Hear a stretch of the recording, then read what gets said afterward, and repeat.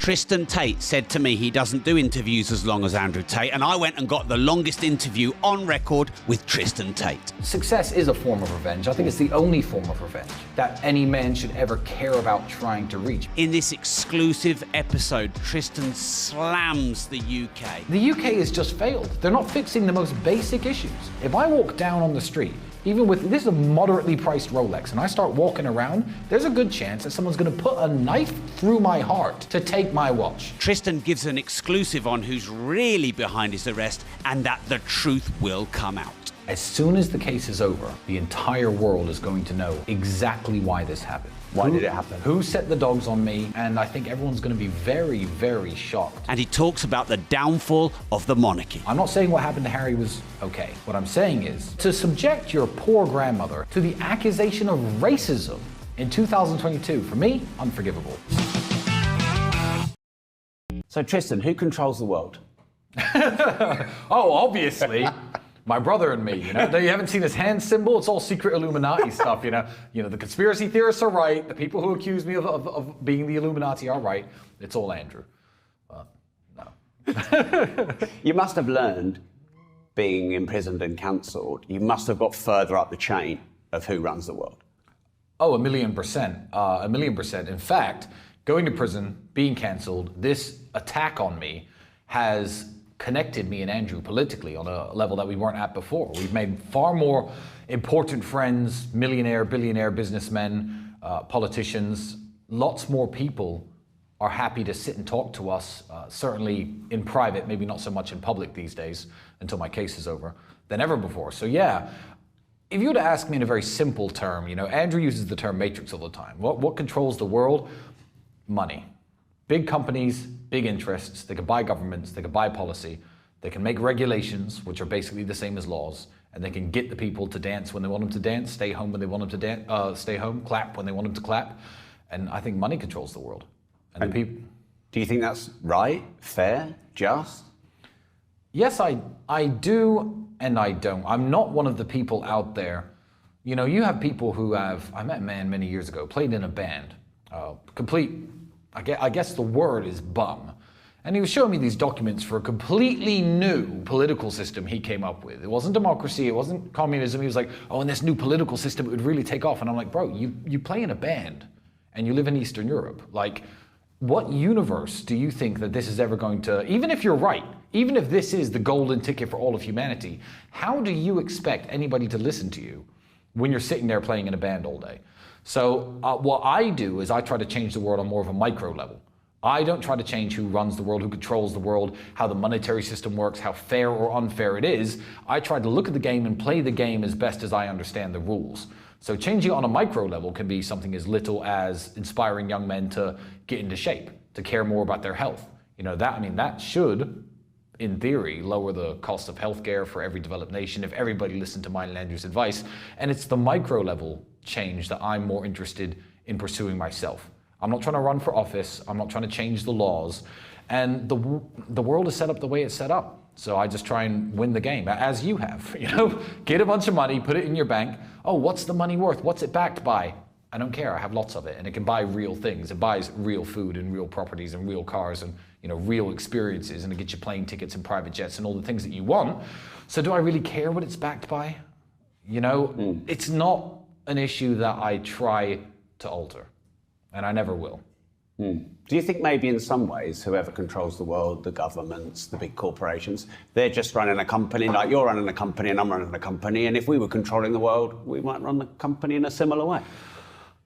I believe I'm a far more moral person than some of the people. So some of the large companies and the people behind them that control the money, I feel like they're happier to flush human lives down the toilet than I ever would be. So when you look at some countries, Saudi Arabia as example, that's run like a business, and the leaders and the people sit around, they think, okay, we have this many resources, we have this much space, how do we best make our company profitable? How do we make it safe? How do we make everyone inside of it happy? So as with real companies, I've had good bosses and I've had bad bosses. I think the world as a whole is overwhelmingly, unfortunately, controlled by evil money. And I see that with the wars that happen, the people who die every day, the lockdowns and some of the restrictions they try to put on people, how little they care about the little guy. I would be a far more moral leader. I wouldn't send young men to die in a pointless war. I wouldn't finance wars, try to start them for profit, benefit, nothing. If I can end all war and be financially broke myself, there's a button right here I could press, good, I'll live on the streets for the rest of my life. Whereas this clearly isn't the attitude of some of the people at the top.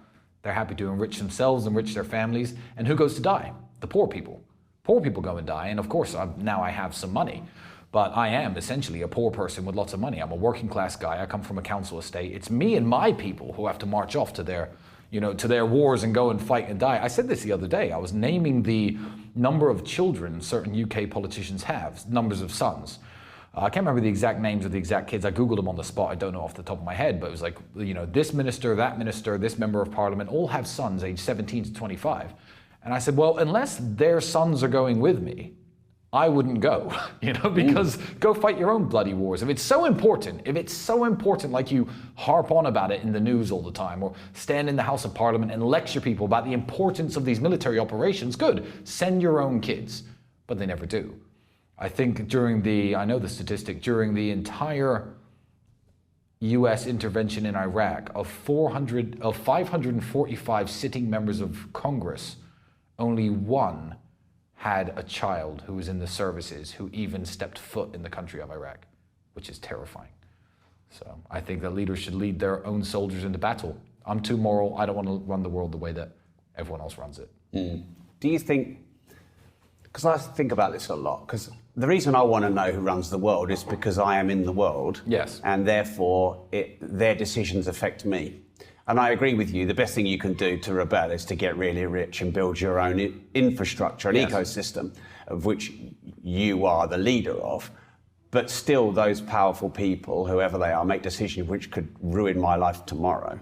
So I feel like I owe it to myself to figure out where it goes and what got them there if I want to create change. And sometimes I think there's just some evil people, and their family lineage of thousands of years were evil people. Yes. And then other times, like politics, I think some people go in with good intent, and then power corrupts, and for them to fit within the system, it changes them.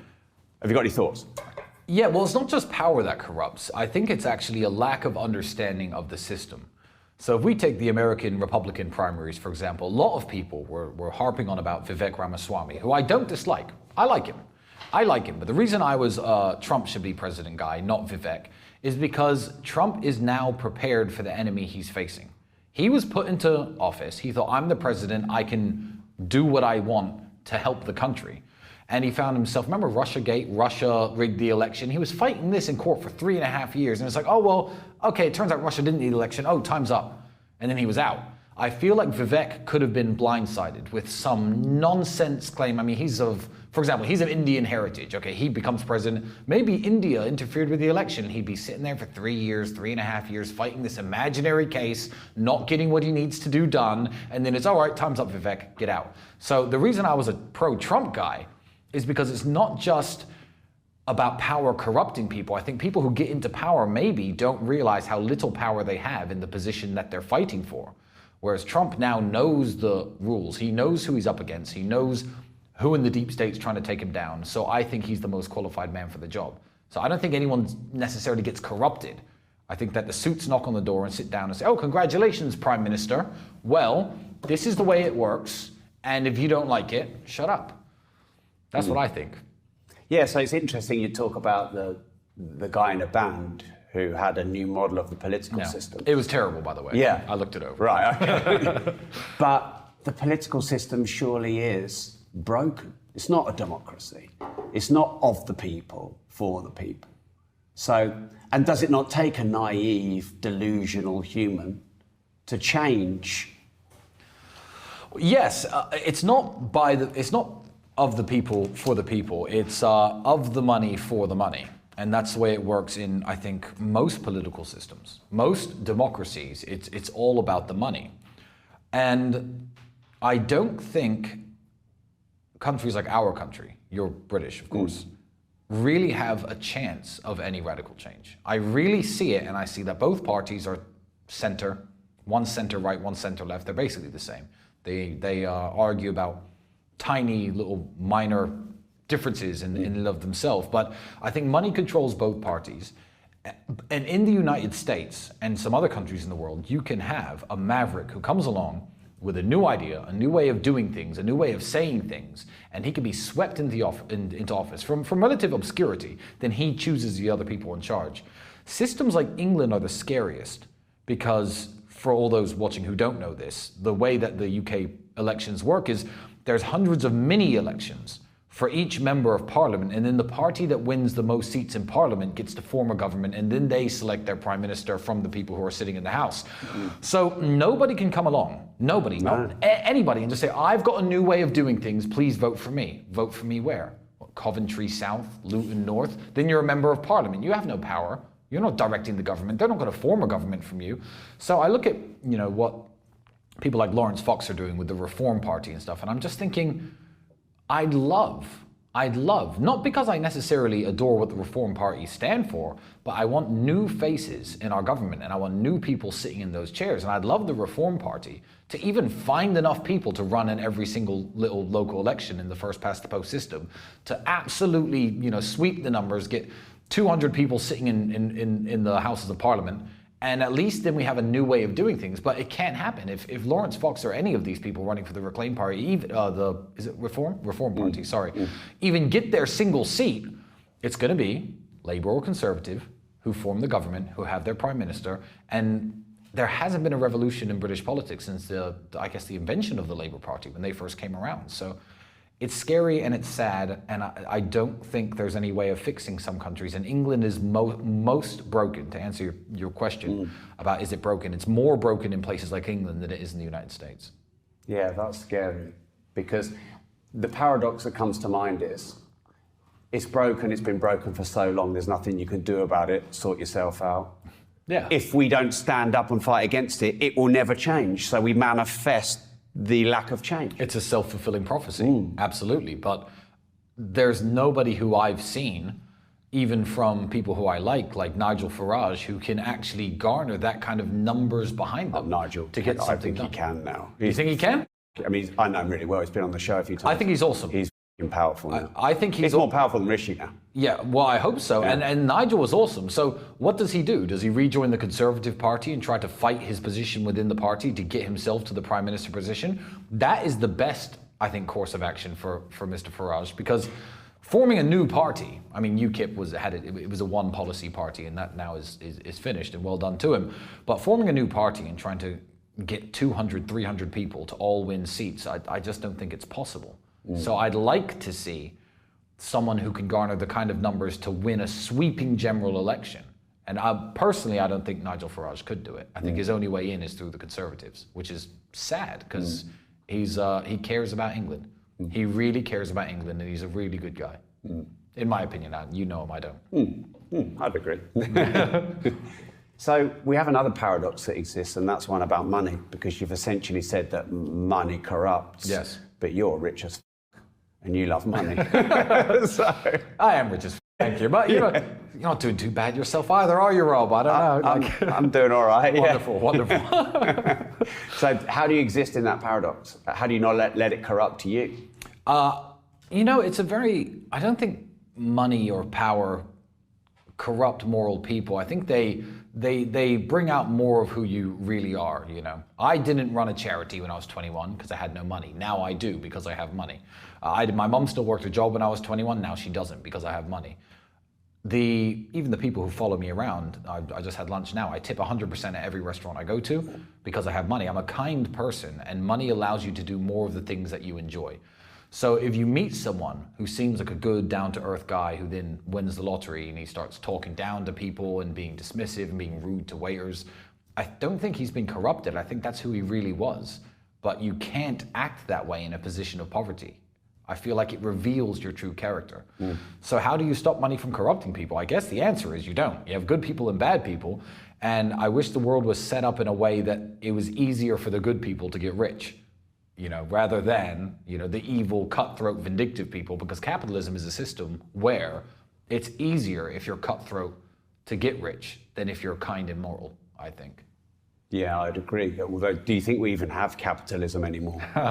Yeah, it's tricky. I mean, capitalism is a system. For capitalism to be real, money has to be real. Money has to be backed by something other than a military that's willing to like invade every single country, saying no names, and and overthrow their leaders when they don't like using their currency. So, for capitalism to be real, money has to be real. Personal ownership of wealth has to be real. What does your bank balance even mean? Nothing. Is it backed by gold or silver or anything? No. I mean, the only way to actually have wealth is to accumulate things that are expensive. So, I mean, if you own a bunch of properties, a bunch of cars, a bunch of gold, then you do have some wealth. But, capitalism means that every single intermediary exchange between goods and services is all cyberspace, smoke and mirrors, nothing. So, I guess in a way we don't have capitalism. But I don't know what to do about that besides, keep making as much of this money as I can and keep buying real things. So, well, it sounds like you do, because you said that flippantly, but I think it was wise. You use the system of capitalism and this thing that isn't real money, and then you convert it into real assets that is real money. Well, yeah, and that's how you get rich. And that's exactly what the evil people do as well. That's what evil people do as well. If you're a bank and you can print money out of thin air. What the banks do is take everyone's money and convert it into assets. Exactly. Or they take everyone's assets. So a bank will, as you know, but the viewers at home may not know, the bank will say, I am the bank and I offer a mortgage to everyone in this studio right now, 10 people, 10 mortgages, you all bought your homes, you know what your job is, you know what your salaries are, and you're all paying me a certain amount of money back on these loans I give you. Okay, cool. Well, interest rates go up, you got some variable interest rates on your mortgages. Then suddenly, I personally crash the property market and the value of all your houses go down. And I start saying, oh, well, your loans are too big, blah, blah. I'm gonna default you on all these loans. I'm gonna take all your houses. What's happened? A bunch of money is moved around, which doesn't mean anything. And I have 10 houses, your houses. And you're all homeless. And they didn't have to earn their money, they created it. Exactly, Yeah. they printed it out of thin air for you to work and do the labor to get these houses. Now they're all mine. None of you have houses, the whole street is mine. So evil people do it, absolutely. They don't even need to do any work or come up with any good ideas to get everyone's assets. Farmland, it's all going into the hands of these people. And it's a scary future to look into. Huge news, years in the making. My brand new book that my publishers refuse to publish, Money Matrix. Beat the money system and build generational wealth. Understand the 3 main ways that the banks productize you and make money from you. You'll be able to turn that system against itself, build generational wealth and multiple streams of recurring income. It's all at moneymatrix.cash. And if you're quick, the first few hundred registrants and buyers will receive many special bonuses from me. The brand new Money Maker Summit 3-day special event. Meet me at a champagne reception. Meet me at a multi-millionaire networking dinner. Go now, moneymatrix.cash. This is huge. So part of my mission, because my mission is to help as many people on the planet get better financial knowledge, is to learn what the system does. Because actually, take morality out of it. Yes. It's pretty smart. Yeah. No, it is. It's genius. I mean, if I could sell you a money printer that you could have in your office where you could just print money, you wouldn't tell me to f*** off, would you? No, absolutely. I'd buy it at whatever cost. I'd buy it for all that I have because then I'm rich forever. Yeah. So I guess I'm trying to help people understand the challenge for people is the system's really smart and it makes money out of you, but it doesn't want you to know how it makes money out of you, because once it's exposed, you can reject it and make your own money like it makes money from you. Exactly, and also, where do you get your education from? The system. The system, So that's propaganda. That's the tricky part. I mean, people joke about this all the time. Like in school, I'm not against learning any of the stuff we learn in school. Pythagorean theorem, very useful if you want to be even a carpenter. Very useful stuff. How flowers work, I still remember that to this day. It's very interesting. People should know about the world around them, and people should learn these things. But, what is money? How do loans work? How would a mortgage work? Like, very basic stuff. I remember taking a class called Life Skills. Now, I went to British school. It was called Life Skills back in my day. And what the hell did we learn in Life Skills? The fact that I don't remember, I think speaks volumes. It speaks more than if I could give you an example. So, it's very scary that the system is in charge of your education and people don't seem to be learning the most basic things about how any of this works. And the paradox of that is people like yourself and Andrew, who are teaching this stuff, are starting to become very powerful. Yes, indeed we are. Powerful and also in jail. So interesting how that works. You know, I can't say too much on the topic, but it's very interesting when you start upsetting the people who've been running this scam for hundreds of years and upsetting the system, I guess, that we're all a part of, that out of nowhere, I mean, Elon Musk just got hit with a bunch of criminal charges. They're trying to put Donald Trump in jail. I was in jail. There probably even won't be a trial, but they certainly screwed with me for a couple of years. It's a back off warning, I guess. It's a do not touch. And I don't know what else to do besides continue doing what I'm doing, because, you know, the success stories of people who, you know, subscribe to the online school that we run or read your books, the success stories keep you going. It's just like, okay, this young man's now making money because of something I've taught him. Screw it, send me to jail. Like, what else can I do? I can't quit. So do you think you were in jail because of things you did, or were you in jail because of the crossfire from Andrew?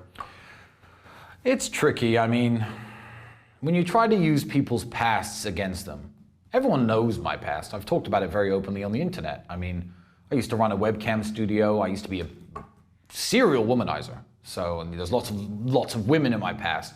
So it's a very easy attack vector. Let's throw him in jail and talk to all his exes. Luckily, I've always been a gentleman, and none of my exes said anything bad about me.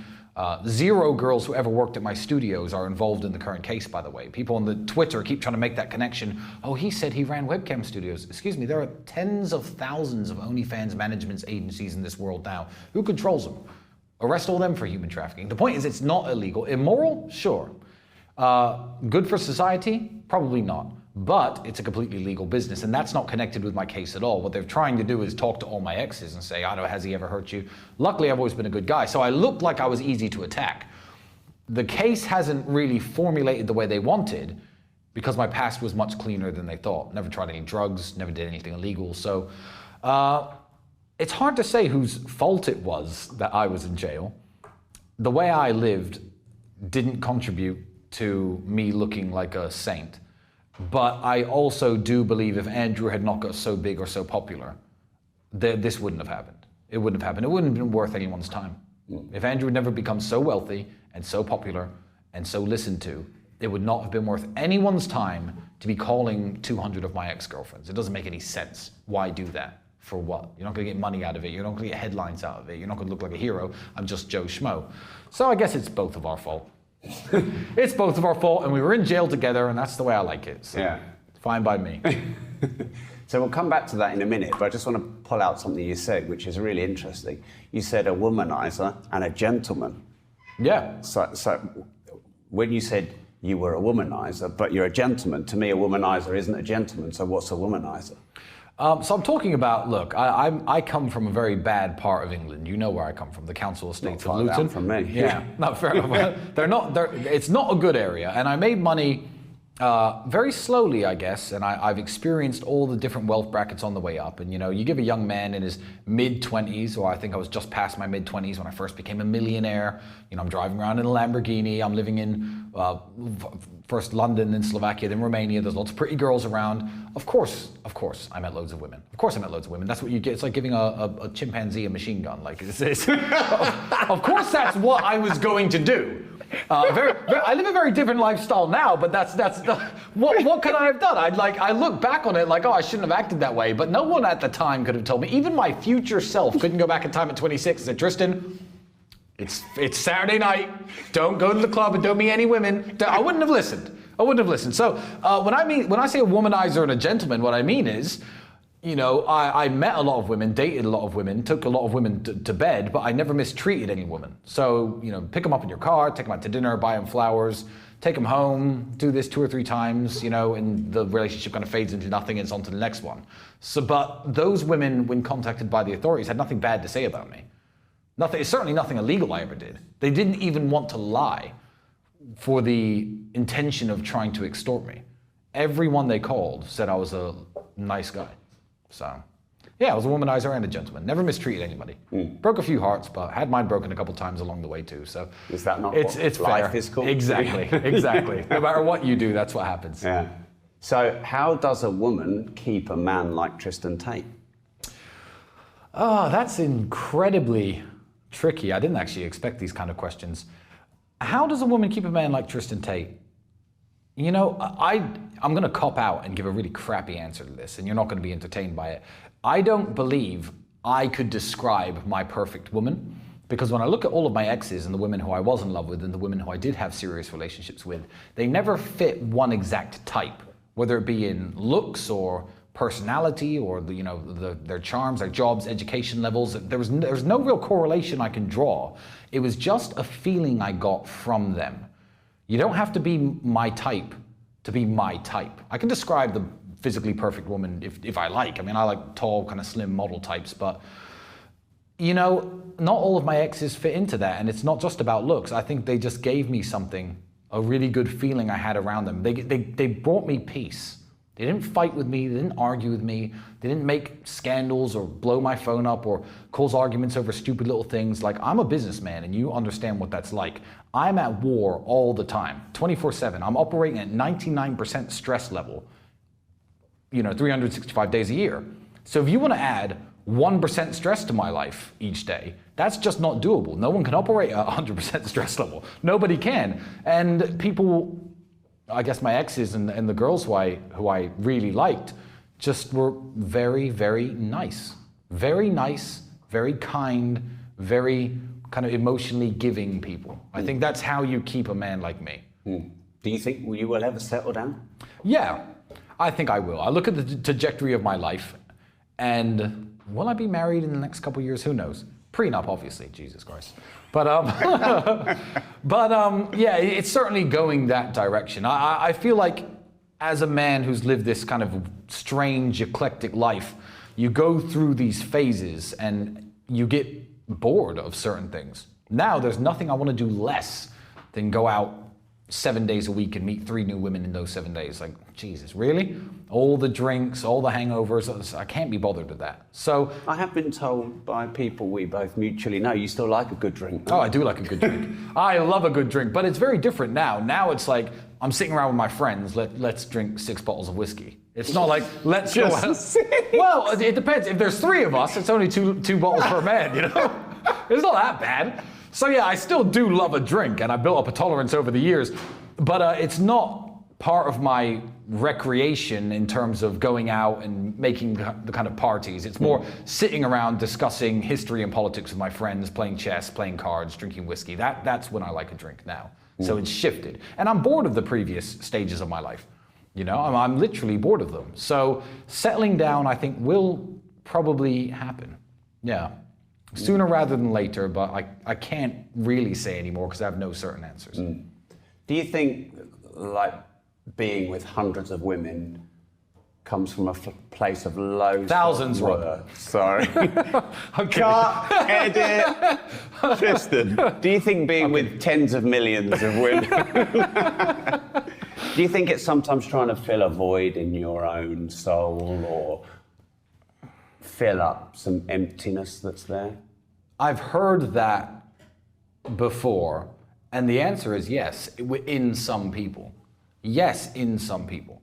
So when I say I like drinking alcohol with my friends because it enhances our conversations about history and politics and makes the card games more fun, also there are people who use alcohol to fill a hole in their soul. I don't have a hole in my soul. So when I was running around meeting a bunch of beautiful women, I come from a time when I was a nightclub bodyguard in London, one of the doormen, and I'd see these millionaires with all these beautiful girls, and I couldn't talk to them. 1, I was at work. 2, I made £100 a day. This kind of girl probably wasn't interested in hanging out with me. So it didn't come from a point of trying to fill my soul with anything. I just enjoyed doing it. I just enjoyed meeting new women. I enjoyed hanging out with them. It wasn't just the sexual side of things. I enjoyed taking them to dinner, having them on my arm, going to the theater, going to the ballet. It was nice. I wasn't trying to fill a hole in my soul, but I do 100% agree that some people are trying to do that. But same could be said with alcohol. Same could be said with many things. Did I hear you say you were glad you went to jail? Did I say that? Yeah, I probably said that. So when I say did I know you did because I saw it. Yeah, you did. Yeah. I think I've said it twice. 1, I'm glad I went to jail with Andrew. I'm glad he wasn't sent to jail without me, because that would have been a travesty. It's already a travesty of justice as it is, but at least send me with him, Glad I went to jail. Yes, I'd never been to jail. And I tried to think into the future and look back at my life as a 65, 70-year-old man although being in jail at the time bothered me a lot, even now that I'm out, God knows if they'll send me back. Hopefully not, it doesn't look like it. But I think it was a very interesting chapter of my life. This is certainly, for a 3-month period, one of the foundational stories that will be told about me and Andrew in the decades to come, the time that we were thrown in prison unjustly. So even though it was only 3 months of time, yeah, I'm glad I went. It was a test of character. I passed the test of character to myself and to God, to no one else, because obviously no one else was watching. And yeah, I think one day when I write my autobiography, it's going to be a very interesting 3 or 4 chapters. So I'm glad I went through it. I mean, it was January, February, and March of 2023. What would I have done anyway? Went skiing? I can't ski. I just sit in the ski resort drinking whiskey, trying to, watch everyone else do the skiing and sit by the fireplace. What would I have really done that could have taught me more than going to jail? So what were the benefits of going to jail? Oh, I mean, there were basically no benefits in that regard. Well, there weren't any luxurious benefits, but there were character benefits. Yes, it didn't change me, but it confirmed to me all the things I already thought about myself. Now I know them about myself. So surely going from thinking about yourself to knowing yourself is fucking powerful. It is. It absolutely is. You know, I'm a kind of guy, and I feel like I can handle any situation. I can handle anything. I'm Tristan Tate, and I've been saying this for years, and I've been through some difficult situations in my life, but being picked up from just after Christmas Day in your fancy clothes, and you're taken down to a police station, they're like, oh, we're searching your house for human trafficking. I'm like, well, good, there's no one in my house. There's no drugs in my house. Nothing. They searched my house, and it was okay. Then the handcuffs went on, they put me in jail, and they said, okay, you'll be here at least 24 hours. And that went on for 92 days. So it was a mentally tough situation to be in, and yeah, I thought, I'm Tristan Tate, I can handle any situation. Now I'm like, yeah, I can handle any situation. So having thoughts about who I was and confirming who I was, I guess, is the biggest thing I got out of it. Mm. So I talked quite a lot to Andrew leading up to this. Okay. And one thing he said to me was, I'm pissed off with myself, Rob, because there's things I really want to say that I haven't said. Yeah. And lawyers, whatever reasons. Is there anything about the case that you haven't said? That you can say? Is there anything I haven't said that I can say? No, there's things I haven't said that I'd really love to say. But I'd really love to say, no, I can't put them out right now. I will say not fucking frustrate you? A little bit. Yeah. But I know that my time is going to come, and one day, everybody, whether they find me guilty on zero evidence and put me in jail or not, as soon as the case is over, the entire world is going to know exactly why this happened. Why did it happen? Who set the dogs on me, what the dogs' names were. Like, let's just put it that way. So you know the dogs' names? And the handler who let them off the chain. Right. And that's what you can't say? Well, it's one of the things I can't say. Yeah. I literally wish I could say it, and yeah. I can't say anything right now. But when the case is over, I won't even have to say anything. Everything is going to be on the table. And everybody will be able to look, and I think everyone's going to be very, very shocked at the process that's led me here. I mean, I was falsely accused originally 1 year and 9 months ago. 1 year and 9 months. I was arrested 1 year and 1 month ago. I'm still under a form of arrest now. And yeah, the fact that this has lasted so long is the big mystery. That's the big mystery. Everyone's like, well, the people who like me are quite right in saying, if he was guilty of human trafficking, they'd have locked him up and convicted him and put him in jail by now, because that's what the people who attacked me wanted to do. And the people who hate me are actually wrong in saying, oh, well, it's still going on because they're going to find him guilty eventually. No one is ever, 2 years from the initial event, still there's not even a decision about if there will be a trial or not. That decision hasn't been made. So it's a very long time in my life, and the reason why it took so long is going to be the big wow moment. Well, because I was just going to ask you, is it taking so long part of the process of what they want to achieve? Yeah, exactly. And how they've done it is going to be the mind-blowing part, when everyone's like, oh, wow. Can I come back to Romania for that one then? Yeah, come sure. And have another chat with you. I've been in Romania a while. When this is over, let's meet in Dubai. I'll come to you, you know? Yeah. But that's going to be the mind-blowing moment. How it was done, how it was orchestrated to last so long, and who did it. That's going to be the interesting part. That is the filthiest of cliffhangers. Yeah. Too bad. Yeah, no, I wouldn't push any harder than that. I've got to push a bit. I've got to do my job. I appreciate it. I appreciate it. Does anything shock you about your rise to infamy? I would actually correct your question, because we are infamous, 100%, but we're also heroes to a massive percentage of a generation. So we are infamous, but we're also very, very well liked. Depends who you're asking. But in terms of the state hating me, etc., like the old pirates were, we are infamous in that way. Yeah, I'm very surprised at how evil they've painted, I guess, my brother, me by extension. I like to think of myself as a very good person, and my brother, again, is a very good person, a very moral person, a very kind person, a very charitable person, a person who's always willing to help, who's always willing to lift others up, always willing to take my time to teach people lessons in life that may benefit them. And I've always seen myself and my brother this way. So when I look at the old videos of him, like, yeah, if a girl attacked me with a machete, I keto the machete out of her hand, and I look at the stupid old videos and they're like, Andrew Tate attacks women with machetes. I'm like, first of all, how dishonest is this? First of all, how dishonest is this to find one clip from people who've been producing content on the internet now 11 years and say that this is the core of his message? Attack people with machetes. He was talking about self-defense. It was a joke. It's stupid. But that's the core of his message. It's the rise to infamy hasn't surprised me from the moment I realized how dishonest the mainstream media are. Once I saw how dishonest they could be about him, now I'm like, okay, say whatever you like about me, I don't know. Human trafficker, murderer, misogynist, you can say whatever you like about me now and I will not be shocked.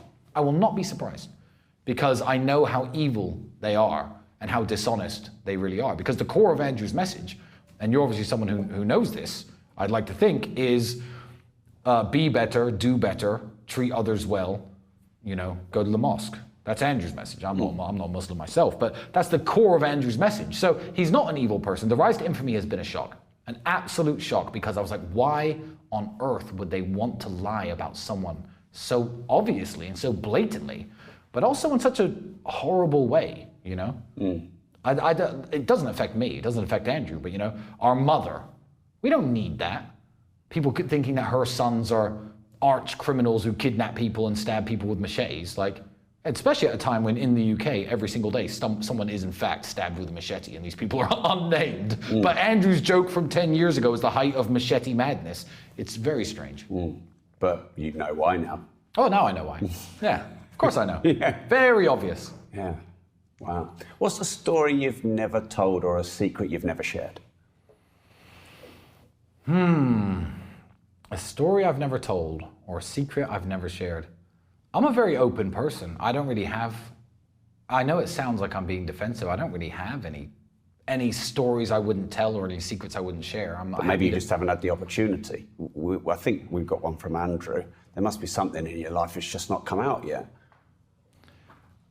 Or something you believe you don't talk about much, maybe because of the types of interviews you do. And if you did a different type of interview, we might get to know something about you. That's a tricky question. I can tell you things about me that people think that aren't accurate, and I haven't had a chance to clear them up. I mean, I can name a few things. Please. People always assume that me and Andrew, I don't know why, they group us in with this online community of what they call red pillars, and they believe that I hate women and I look down on women. That is actually one of the most offensive things that anyone can say about me, when really I don't hate any woman. I don't care if a woman is a actress or if a woman is a prostitute or if a woman is a virgin or a nun. I don't hate any of them, and the fact that you can say that I do means that you listen to nothing that I say. Obviously, don't marry a porn star, but porn stars exist because they fulfill a role in society. Don't marry a prostitute, but prostitutes exist because they serve a role in society. I'm actually tired of the red pill community who they're always trying to group me in with, trying to change women. They get a bunch of girls who are promiscuous on a panel and they say, yeah, you should act like wives and you should. No, they shouldn't. No. Marry the wives. The wives aren't sitting on your podcasts. Let them do their thing and stop hating on everybody. Stop being so rude towards women. So I think the fact that I appreciate women and don't hate them is one of the most annoying rumors about me that I never ever get the chance to clear up. But, well, there it is. That really offends me when people say that I hate women. Well, hopefully this clears it up. Oh, we'll see. I don't know. But stories about me, secrets about me, I don't have any secrets. I don't have any secrets. I've got loads and loads of cool stories, because every man has cool stories, and I've got hundreds of cool stories. But you know, I don't know. What's your coolest story? My coolest story. I've got an embarrassing story. What's your most embarrassing story? I've got a very embarrassing story. I've never told it on a podcast. So Okay. if you have 3 minutes, I'll tell you this story. I flew here for you, so I have more than 3 minutes. Wonderful. I'll tell you this story because it's actually the most embarrassing time in my life, and it's actually a lesson I learned. So I'm going to turn this around to a lesson for young men about having a big ego and acting like you're the man when you're clearly not. And I guess, so long story short, I was here in Bucharest about 6 or 7 years ago. I just moved here, and a friend of mine came to visit from New York City. So he'd taken me out in New York before, so I thought, oh, well, he's in Bucharest, I'm going to show him a good time. And the nightlife here is absolutely amazing, so I booked the best table, and I needed some women around. I don't pay for women. People assume I do because I'm rich. I don't. So I called every girl I know who I'm friends with, and I said, bring some of your friends to this table. So I called too many, and about 50 different women turn up, all looking their absolute best. I'm there with this guy, and he's mind blown. And my ex shows up, a girl I used to date.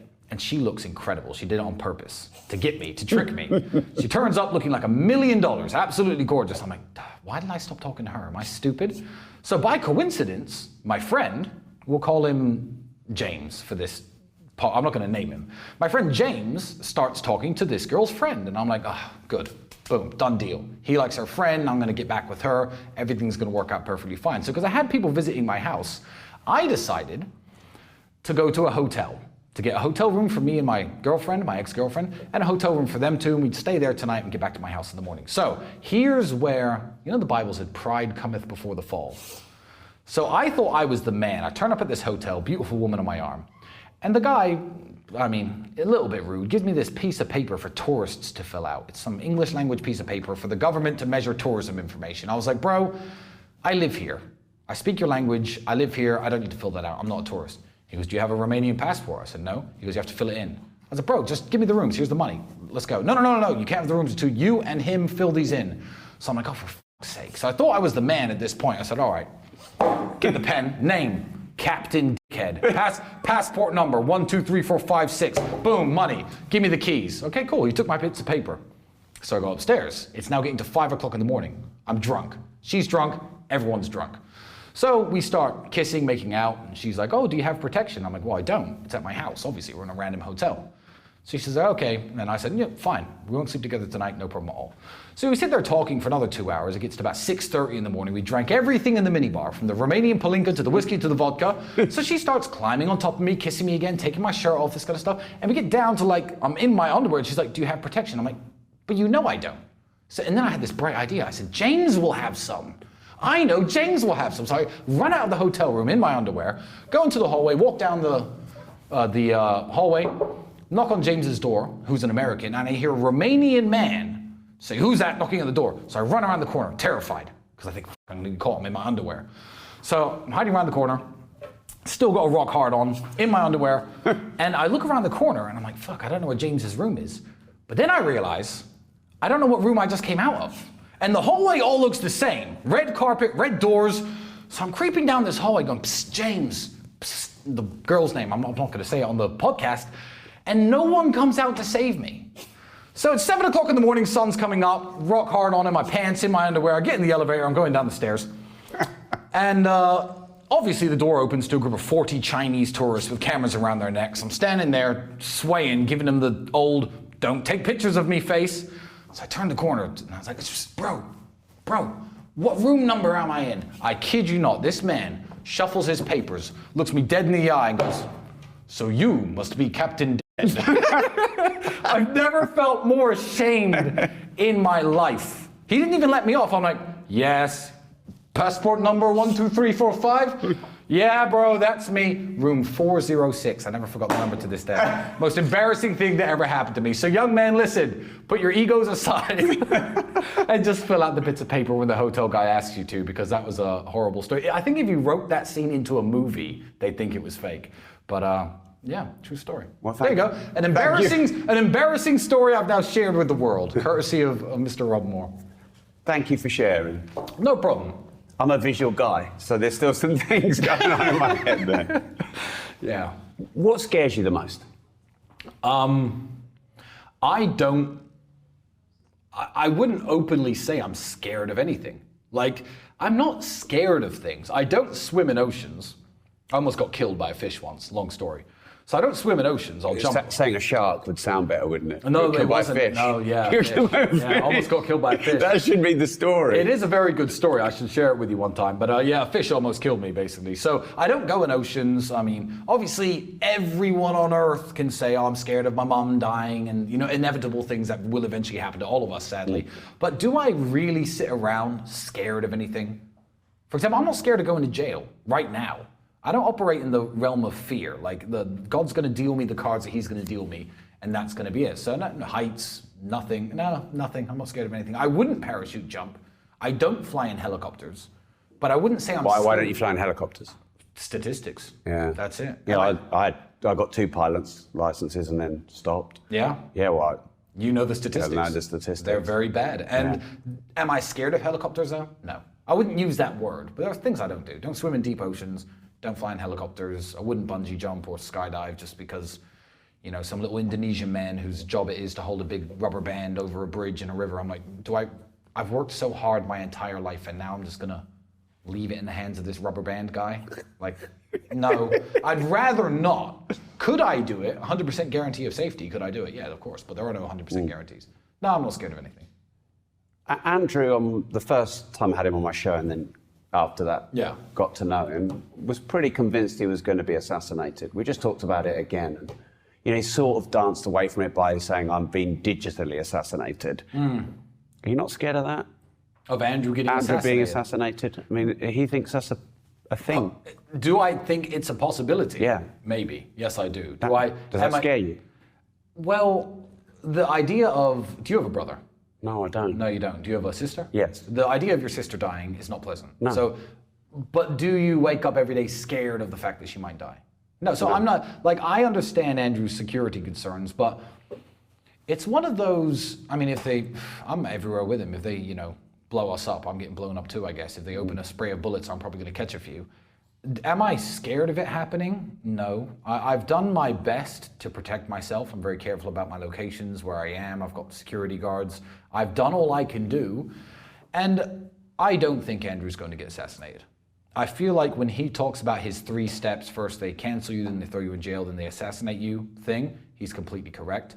I feel like there was a time when Andrew was public enemy #1. Everyone was making this huge deal around Andrew Tate. And going to jail, I guess, trying to tarnish our name, has at least given them... He's no longer the public enemy #1. And with the 2024 elections coming up, there are going to be a lot more people who say a lot more things that are dangerous to the establishments and the people who are really in charge. And yeah, I don't think that Andrew's going to be on their hit list. Do I want him to get assassinated? No.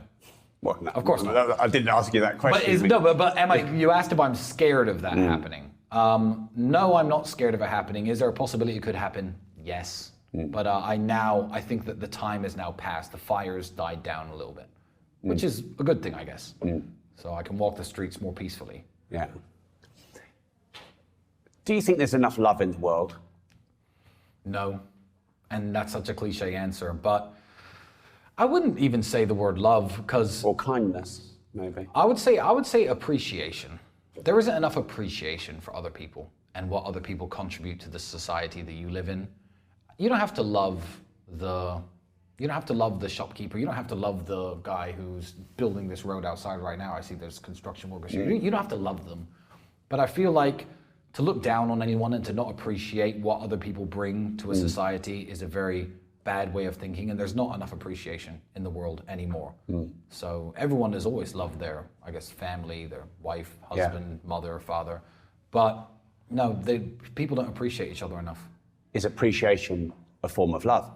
It absolutely is. And all I can do is within my own little world and my own little community and everyone who does anything for me, show them as much love and appreciation as I can. So I can't change the world, but you can change yourselves. You know, say please, say thank you to waiters. It's very basic. It's very basic stuff. I mean, I worked behind the counter and in the kitchen of a pret-a-manger. You know what that is, because you're British for 3 years or 3.5 years is my first ever job.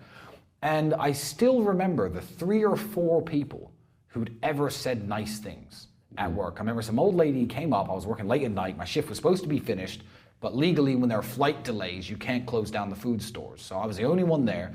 And she came up and she'd written this really nice letter and said, give this to your manager tomorrow because I think you've done a really great job. I remember her face, I remember that moment. And isn't that nuts? Because that is now 17 years ago. And I still, because kindness and appreciation is something that men certainly don't get enough of. And I still remember that lady. And I still remember the people who were incredibly rude to me. Yeah. You know? Well, what's that saying? They'll long forget what you said, but never forget how you made them feel. Yeah, exactly. I remember I was training for that exact same job, working behind the till. And I'm good with math. Quick maths, I'm okay. I'm certainly okay. I was okay at the time. And this man came up to me, put some sandwiches, some coffee down on the table.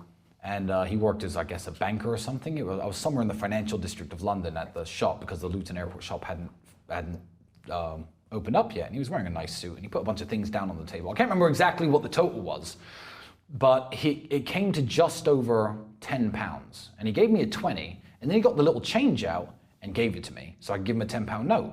So I'm looking in the till where things are. There are no £10 notes and there are no £5 notes. And I'm looking like this for about 4 to 5 seconds. And he went, well, I guess if you had a degree in maths like me, you could probably do that. And I'm like, you think I didn't get the math of what you just did? You think I didn't know to give you a £10 note back? But I'm 16, like I was a kid. And this dude in a suit was getting mad to a little kid wearing a red cap. And there were no 10 or £5 notes. I just remember thinking, what a horrible guy. Yeah. So I guess my revenge is that if he was a man working in the city, he's probably been fired by now and I'm much richer than him. So if you're watching this, sir, don't be rude to people who work at sandwich shops. But my point is there's not enough appreciation because you still remember those moments. And now I'm 36 this year. I was doing that when I was 15, 16 years old. So yeah, you still remember that. So be kind to people.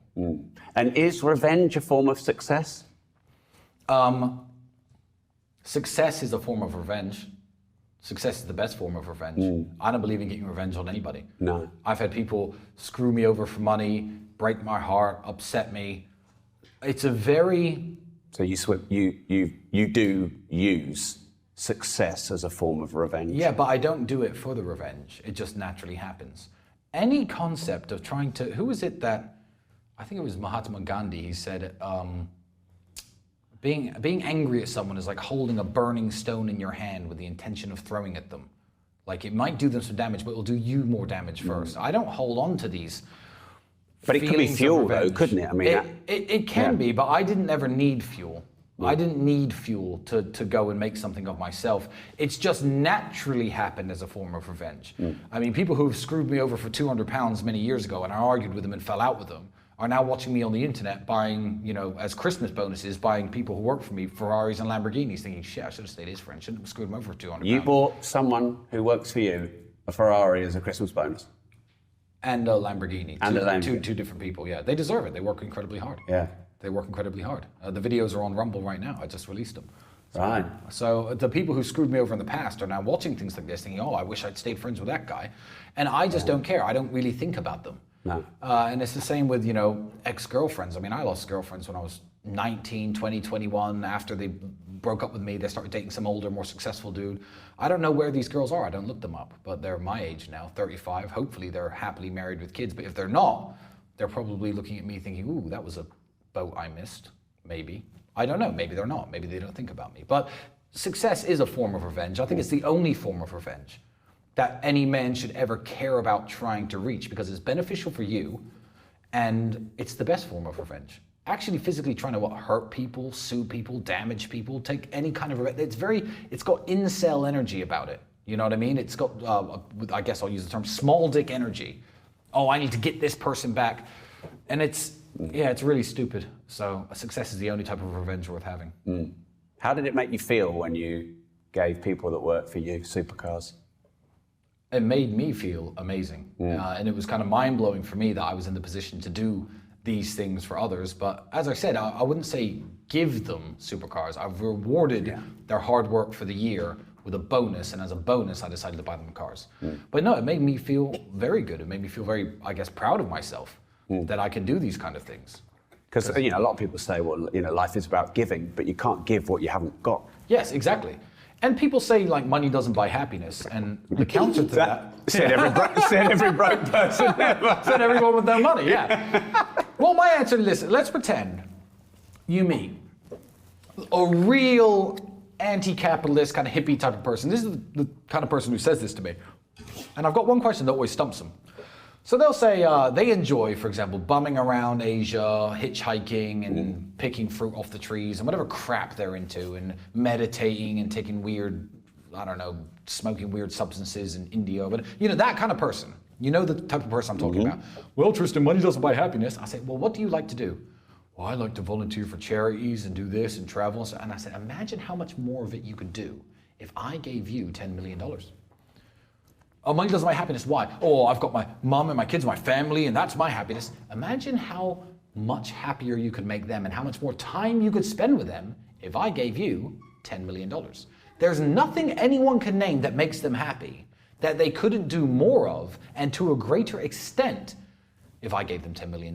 So that's the question that always stumps them when they say money doesn't buy happiness. I'm like, well, what do you enjoy that makes you happy? And they also is the cop-out of, well, I've got my dog and my daughter and my wife and my mom, and that's what I've got. And they assume every millionaire and billionaire doesn't have these things. I've got all those things too. Not a wife yet, but I have all those things too, and I've got hundreds of millions of dollars. So it's just better, and I don't like cop-outs. Yeah, and what if your wife gets really ill? A dear friend of mine, we raised a lot of money for his wife, who in the end passed away, but to get her over into Europe to have emergency brain tumours removed was fucking expensive. Exactly. My mother had a heart attack 3 weeks ago. Boom, Harley Street Medical, private surgeon, done. So yeah, it's better to have it and not want it than want it and not have it. So yeah, money is unfortunately, even basic things like health and healthcare. You don't have free healthcare in UK anymore. You can't get in, so you have to pay twice. Exactly. You pay with your tax and you pay private. Well, I was injured at a point in my life with my shoulder, and I had my shoulder's now made an almost full recovery. Who did my surgery? I won't say his name, but same guy but who not did... the NHS. No, same guy who did Roger Federer's elbow. Same guy who did Conor McGregor's leg. I've seen the photos of them in his office. That guy did my shoulder, and now it's perfect. Some NHS surgeon quickly butchering my arm. God bless them. They're hardworking people, but they're overworked, underpaid, too many people coming to them. Their waiting lists are too long. The hospitals are dirtier. People are dying from these hospital bugs and stuff. I'm not cursing NHS surgeons. They're wonderful people and they do a very important job. But going to a nice clean hospital in Dubai, you walk in, it's filled with trees and fountains. It's a different experience. So healthcare again, money buys. They actually say money doesn't buy health. Well, it doesn't. It does. The richest people over time have lived the longest. Exactly. So it doesn't buy health in the way that anybody at any time can get terminal brain cancer. It doesn't matter how much money you have. But you got this guy, Brian Johnson, spending $2 million a year on his health. Exactly. And people live longer because they can afford it. You're absolutely right. And even if they don't try to live longer, when something goes wrong, they've got a much better chance of making it. Yeah. So money does buy health. Yeah. Here's something I've thought about a lot. I don't know if I've articulated it in this way, but a lot of people get really pissed off with rich people. Yeah. And they think that nurses, etc., should be paid more. Yes. Well, rich people pay their staff well. You've just proved it. You give them bonuses of supercars. Exactly. Who are nurses paid by? The fucking government. Exactly. So get mad at the government. So if the government was a private institution and not a public service, the good nurses would be paid a lot more money because that's how private pays. You're completely right, but unfortunately, the systems like the NHS, the post office, etc., they're not meritocracies. A good nurse and a bad nurse, have set salaries, and I guess the way it works is very unfair. And people say things like, "Oh, nurses should get millions, not footballers," and I'm like, here's why you're wrong. I mean, in an ideal world, sure, but here's why they're wrong. the same people, and I know them, the pub-going, good-hearted, down-to-earth Englishmen, like, you know, many people you know, many people I know, who'd be like, oh yeah, they're paying these football players all this money, the nurses should be getting more. I'm like, how often have you ever shown appreciation or given attention to nursing? Ever? Because you'll sit and watch the game every single day. You'll watch football for 3 or 4 hours a day. And all the gambling ads that come on. And where does the money come from for these footballers? You buying the Man United t-shirts, etc., etc. Why not, just as an idea, any budding entrepreneurs out there, why don't you start selling t-shirts that say, nurses are the backbone of Britain? And when people walk around wearing those t-shirts, you can get that money and give it to nurses. But let me tell you something, no one's gonna buy them. So don't do it. But people will buy their favorite footballer's shirt. So it's an attention economy. And I'm like, when have you ever said anything nice about nurses besides just now in your 48 years? Never? Okay, well shut the up then. You watch football every Sunday, of course they get money. They've got your attention. So people are wrong in the most fundamental and most basic way. And it's not them being bad people, it's just, I think, a lack of understanding of how things work and how money's made. So I did a live rant saying that ADHD doesn't exist, and I got fucking slammed for it. Ooh, I bet you did. Yeah. Do you think ADHD is a real thing, or do you think it's somewhat created by Big Pharma for profit? Do I want to get assassinated today? No, I'm kidding. Well, you're right. Right. It was his idea. He said it first. No, I think that... No, we'll just cut me out and put you on the shore for TikTok. That probably will happen. Look, human behaviors and human emotionalities and human energy levels are on a massive spectrum, an absolutely massive spectrum. You could say someone like me is far less emotional than the type of person who cries at sad romantic comedies. Of course, yeah, so that's a spectrum. What I don't like is, when do you take this natural variation in humans and start saying it's a disease? For example, I'm a loving, feeling person, love my mom, love my brother, haven't cried in my adult life, maybe once, but let's just say you take me, yes, and you make someone who's a little bit less emotional, a little bit more stoic than me. Psychopath, sociopath. Whoa. When do you or anyone on this spectrum, as all of us humans are, get to start naming people's different normal states as diseases? ADHD is one. ADHD. Some people can be more focused than other people. Let's break it down very simple. Some people have more energy than other people. When do you get to this scale and be like, okay, that kid is, super energetic, wants to be up all the time, can't focus as well as this kid, but here, that's now a disease, and we need to start giving them drugs. I don't like any of that. Any kind of emotional disease. So again, someone's super emotional. Take the woman who I was talking about who cries at romantic comedy movies. Let's get someone a little bit more emotional than her, who cries at sad thoughts of things that happen. Okay, manic depressive. It really worries me because it's very normal. It's not like all humans have 2 legs. If you have 1 leg, you're an amputee. If you have 3 legs, you have a deformity. That's math, and that's science, and that's true. And some people do have 1 leg, and I guess there probably are some people with 3 legs out there. You either are an amputee, something's gone wrong, or you have a deformity. The brain doesn't work that way. The brain isn't simple that way. So I'm sick of big pharmaceutical companies and doctors looking at the natural variation in humans and drawing these weird lines where this is a disease that needs that drug, this is a disease that needs that drug, and trying to keep everyone within this little box. It really upsets me. And the super emotional people, I've been called a psychopath before. Oh, you're a psychopath because, I was in jail and I didn't care and I just stoic about it, didn't give a shit I was in jail. Oh, psychopath, you can't feel emotions. Well, I actually can. Maybe not as well as you. I don't know what it's like to have your brain, but don't start labeling me as somebody who's sick and somebody who needs pills. So to answer your question in short, I know that was a very comprehensive answer. ADHD is bullshit. I was talking to Will I Am, and he said that really it's just bad teaching. All these kids with ADHD, it's just bad teachers who can't keep their attention because the fucking computer game can keep their attention for a week. That is a very good point. Well done to Will I Am. But yeah, you're right. They'll sit on a computer game for 8 hours. So they haven't got attention deficit disorder. They've got a lack of respect for authority, bad parenting, and they've probably got bad, boring teachers. Yeah. I remember my science teacher to this day. His name was Mr. Subha Singh. I don't know where he was from, probably Indonesia or something he looked like, but very interesting teacher. Kept the lessons fun. Science was my favorite topic. Why? Did I go on to be a scientist? No. Went on to be a businessman. Why was business not my favorite topic? Because Mr. Subha Singh was super entertaining and super interesting and made the lessons fun. So yeah, you're completely right. All right. Is happiness the purpose of life? No. Happiness is the purpose of life if you want it to be. If you want to have a happy life, go ahead and do it. But I don't think chasing happiness is going to lead to anywhere positive.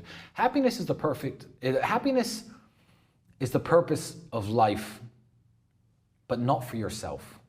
Let me make sure that my children are happy. Let me make sure my mother is happy. Let me make sure any woman who comes into my life is happy. Let me even, because men don't have each other's backs these days, make my friends, my male friends, as happy as I can with my friendship and my companionship. But nothing about my quest for happiness is about, I guess, personal happiness. I do the things I like to do. I like to drive fast cars. I do these things because they entertain me. But I don't wake up every day trying to be happy. And I'm sure my brother's made the exact point I'm going to make, so I won't repeat himself. I won't repeat him. I wasn't even here for the podcast, but he probably made a point about chase being proud every morning. Wake up every morning and think, how can I make myself proud of myself today? I've trained twice today already, and I got here at 3 p.m. I'm proud of myself. Did it make me happy running on that treadmill for an hour? No, it was horrible. So I don't think happiness is the purpose of life for men. I think men should be trying to make everyone else happy. It's very ironic actually that they'll call old-fashioned men like me who want to provide for their women and not maybe have their woman have a job and provide for his family in the traditional way. They'll say like, oh, you just want your woman to be a slave for you. Okay, she might make a few sandwiches. Okay, she might cook a few meals. She might change a few diapers. But if I'm working 18-hour days, 7 days a week, I am the slave. I am the one. I am the slave in this situation. You don't, yeah. I serve people. That's what I do. The people in my life, I serve them. And by exchange, they serve you back. Your daughter can make you happy, your wife can make you happy, girlfriend, mother, they can make you happy too. And just seeing the smiles on their faces is often enough for men. It's often enough. What's the thing that's hurt you the most? Oh, my father dying, obviously. That's a question I didn't have to think about. He died 7.5, 8 years ago now. So Andrew said to me, I think it was off air, he said, you're not a man until your father has died. It triggered me a bit because my dad hasn't died. And I think I'm a man, not just biologically. Mm-hmm. I think I tick some boxes, I'm sure. Beyond just the biological. I wouldn't be sitting here if you weren't. So. Yeah. But it did really get me to think, because my dad just turned 80 and he's been fucking ill for so many years and he's defied all the odds. So, but I know, like, I'm not here being interviewed, but the scariest thought for me is the day my dad goes. That just scares the shit out of me. Well, unfortunately, and I'm not trying to upset you, when you said, oh, because my dad hasn't died, you mean he hasn't died yet. And the natural order of humanity is that he will die before you. So it is going to happen. Sadly, that's just an unfortunate fact of life. You say the same thing about my mother. Well, it should be the order of life. It should be. Some people lose their children. And when it's not, when the natural order goes in the wrong direction, that is a real tragedy. Being your age and losing your 80-year-old father is sad, but it's not a tragedy. Being your age and losing your 18-year-old son is a tragedy because it shouldn't happen that way. And you are a man. And Andrew is also right, because the full experience of being a man, let's say being the patriarch and I guess the head of the family with no older generations to look up to, is a part of being a man that you haven't experienced yet. You may have mastered the other 99%, but you can still go to your dad for advice. There's still an older member of your family, a man in the male lineage above you in seniority who's lived 30, 40 more years than you and knows things you don't, and you can go to him. It's kind of a lonely feeling. I mean, I have Andrew, but we're the same age, essentially. It's kind of an isolating feeling at first, but I do get what Andrew says, that you're not a man, let's say not a complete man until your father dies, because that one little missing part, when you are now the guy, I am now the guy forever. I have no grandfathers left. I have no father left. I am the guy forever that all of my kids and all of their kids will look up to for male guidance. And there's no one I can go to. So it's a very interesting part of manhood that and I feel like God forbid, hopefully in a very long time, when it happens, you'll understand what I just said better. Yeah, I think I probably will. I feel that I will. Yeah. Well, you're a smart guy. You'll get it. It will register in your head. A couple of years afterwards, you'll be like, yeah, this is different to how it was before. And Tristan was correct. What's the closest to breaking point you've ever been?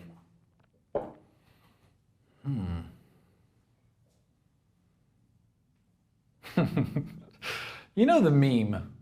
It's an internet meme where it's Jesus Christ on the right, and it's always someone crying about their problems. Like, why do you always give me the hardest battles? And Jesus is like, listen, just turn off the TV and go outside. I saw one where there was like some psychotic weirdo with crazy hair saying, give me harder battles. And Jesus Christ is like, Jesus, what the fuck's wrong with you? And that made me laugh, and it kind of reminds me of me. And I brag, and people who watch this, you can take it or leave it. I don't care if you believe me. And people will be like, yeah, Tristan, maybe I'm putting on a tough guy act. You don't get to where I get to, and you don't go through the things I went through and maintain this position unless you are incredibly strong. I've never been anywhere close to breaking point. Never? Ever. Nothing? Nothing. I can't think of a single time. So is that something that was born in you, or it was how you were raised? I think it's a combination of both. It's a combination of both. I could have been raised in a much softer way. I could have, I don't know, taken up professional snooker instead of professional kickboxing. I feel like that certainly added a lot to it. Yeah. So I don't really know, but that is how I am. I can't think of a single time I've been anywhere near breaking point. Not in jail? No, nowhere near. Nowhere near. In fact, in jail, I laughed more in jail than I was laughing here. It's hilarious. Human trafficking? Jesus, this is funny. You want a cigarette, Andrew? Especially when I was put in the same room with him. Jesus, it was hilarious. Like, I know I shouldn't say that, but imagine, okay, I assume you're not a human trafficker, right? You are correct in your assumption. Wonderful, great. Imagine one day you're sitting there with your best mate in jail, accused of human trafficking, the news keeps calling you a human trafficker. Like, you could cry about it if you want, but also it was kind of hilarious. Like, if I was a real human trafficker, I'd be like, they're on to me. I was laughing daily. I found it hilarious. Talk about breaking point. Nowhere bloody near. Nowhere near. All right. That's my answer. Yeah. Never been close. Right. Wow. AI. Do you think this is the nearest to the apocalypse we're getting, or the biggest opportunity maybe in the world ever, certainly since the internet? Nuclear weapons have changed the game, obviously. But besides that, I'm a big history buff. I love history. You have to understand that it's very ignorant to be, because right now we live in a very special time. You know why the time is special? Because it's happening right now.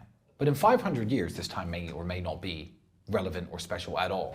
And we're just part of this in a million years it won't be relevant. It won't be at all. Yeah. And if humans are around at all. So we're part of this amazing story that currently this chapter is being told. But what you have to assume is, and what you have to think is, how many people throughout the 6,000 or whatever years of recorded history that we have in the world thought the world was ending? And not just thought the world was ending, for how many people did the world in fact end? You're Constantine the 11th and you're in the city of Constantinople in 1453. Someone's going to correct me if it's not 1453. The Ottomans have completely surrounded you. You ask for help from every Christian kingdom in Europe and you are told no. The world's ending, right? And then the world ended. They all got murdered. They died. The world did in fact end for the Byzantine Empire. That's the world over. The sacking of Rome. When you're British and you think Napoleon's fleet is going to invade the UK and kill you and your women and kids and just take over, and England's over and it's going to be France from now on. The world's ending, right? So when you look at history, you think, how many times have people, one, thought the world was ending, and two, also been correct? Because worlds have ended, you know? Ways of life, empires, worlds have ended many times. The only thing about this scary time is the world could in fact end. Nuclear weapons could wipe most people out. But then most people, okay, let's say you live in Rarotonga in the Cook Islands in the middle of the South Pacific. Will there still be fish? Maybe. You catch a few fish, you live a few thousand years, the sky clears up, you start agriculture again. Like it's tricky. Civilization could end. A solar flare could wipe out all electronics. I don't know, but I don't feel we're any closer to the world ending than we've than necessarily we've been before. Because you can ask people for cycles. Yes, exactly. And in 500 years' time, you're like, oh, okay, those people back in 2024, these two countries were America and Russia, who have nuclear weapons, were arguing about this little area called Ukraine, and none of these places exist anymore and no one cares. They won't see it as the world almost ending. But the Cuban Missile Crisis, was that not the world almost ending? The Russian military turned back. JFK put the blockade in and didn't push the button. Was that the world almost ending? Yeah, sure. So, and that was in the 60s. I don't know. I don't think we're any closer to the world almost ending than we've been many, many times. Yeah. One thing to add to that, though, and I don't know the military term for this, but there is the military term for I have a nuclear weapon, you have a nuclear weapon. Mutually assured destruction. There you go. You know that. Of course you do.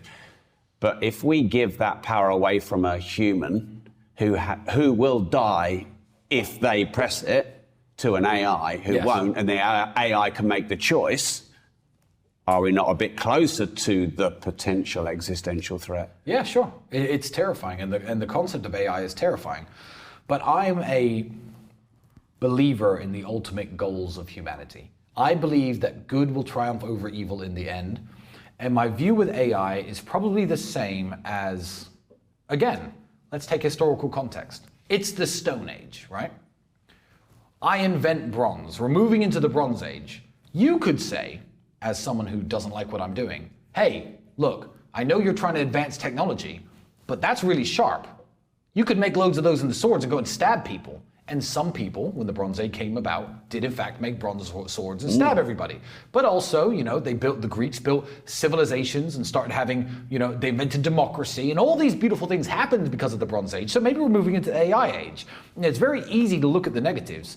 Oh, well, they took this pop star and made it look like she's having sex. Oh my God, we need to ban AI because it's upset some people. The implications of what AI could do. Imagine you have engineers designing aircraft and buildings, and it takes months and years to design these. Imagine asking AI in the future, design the most efficient aircraft ever and how to build it. Boom, blueprints. Like, the implications of AI and what it can do are so much greater than what if the drone's controlled by AI and it kills a soldier? What if, yes, evil things can be done with technology. But you name me a technology from electricity to iron to steel that couldn't have the same argument applied. It's very hard.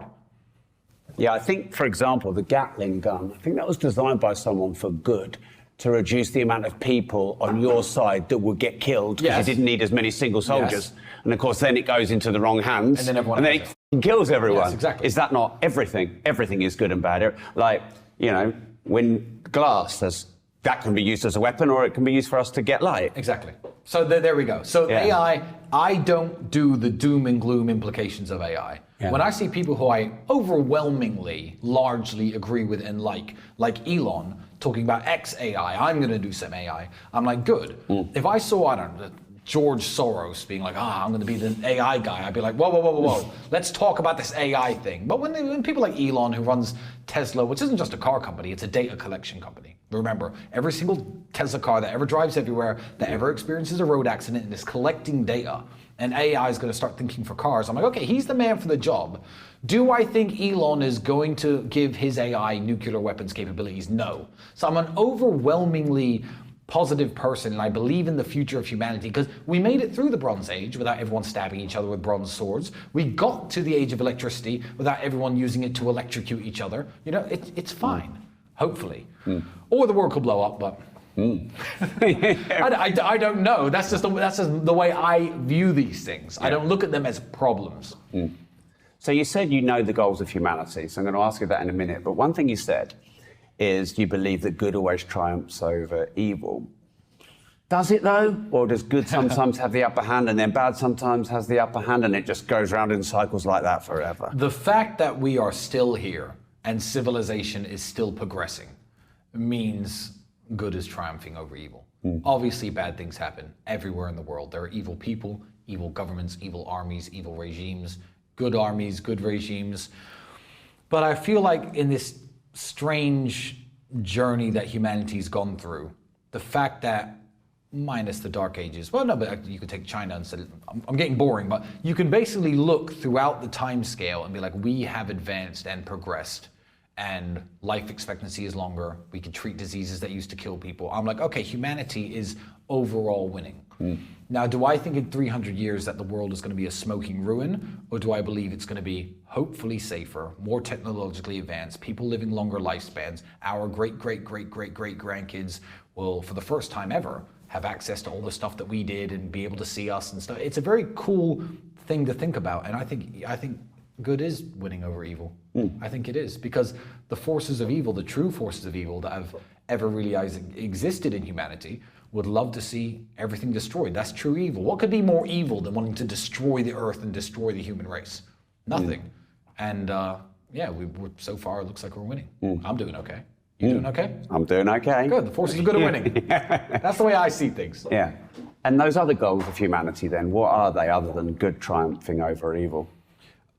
Well, it's the goals of humanity aren't really any different to the goals of any life form on the planet. The propagation and the preservation of one's own species. And to do that, we have to get past Earth. We have to get onto other planets, maybe other solar systems one day, because obviously the Earth has its time limit. The Earth is going to expire eventually. And the sun as well. Yeah, That'll exactly. be gone in 5 billion years. Exactly. Yeah. And that cooks the Earth with it. So, yeah, I mean, the preservation of one's own species is obviously the ultimate goal of every species, whether it be a bacteria or a possum or a crow. But humanity is actually in a very special position. Humanity is in the special position where the preservation of life on Earth itself is in the hands of humanity. A turtle isn't going to fly itself to Mars. That's not going to happen. But turtles could be on Mars if we put them there. We have all this amazing diaspora of life here on planet Earth, and we are kind of like the safeguards of it. So the future of the entire Earth and everything on it is in our hands. So we're actually we have a bigger responsibility than any other life form. But I think that is the overall goal, to protect and preserve your own species and life on Earth as a whole. What do you think is the most destructive ideology? Do I say something that could get me into trouble? Yes, please. That's all you love. I think the most destructive ideology is that countries and borders and patriotism and nationalism are all bad things. They're terrible. You know these type of people who, oh, it's one Earth, I'm a citizen of Earth. Everyone should be allowed to go everywhere. There should be no borders, there should be no border checks. People should be able to completely freely move around Earth and just do whatever they like. I actually think that's a very dangerous ideology in today's world.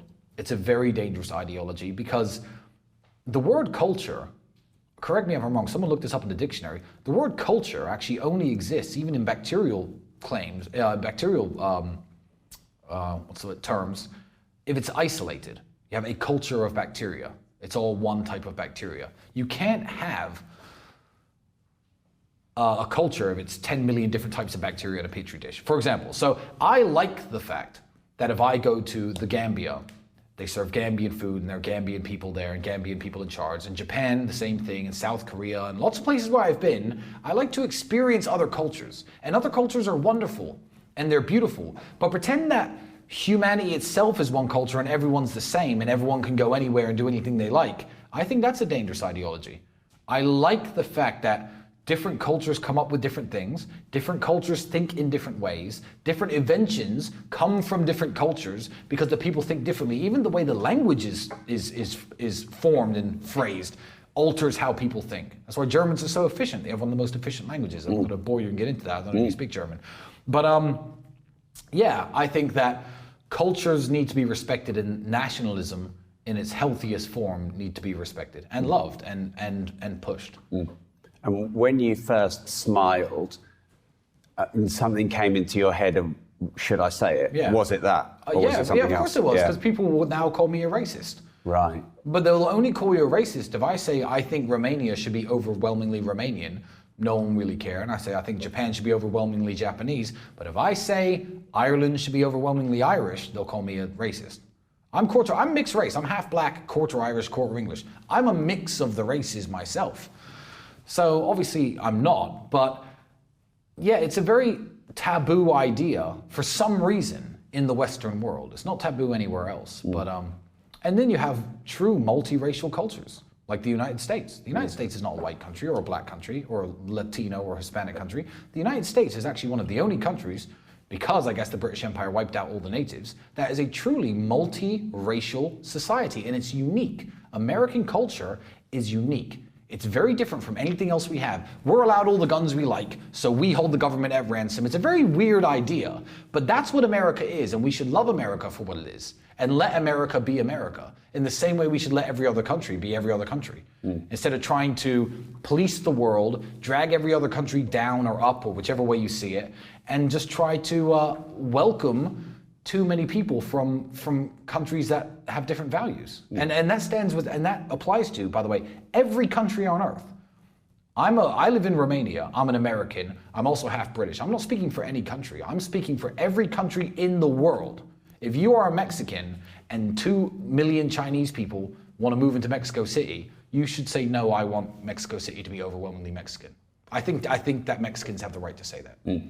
But it's a controversial idea today, and you get labeled a bunch of horrible things for saying it.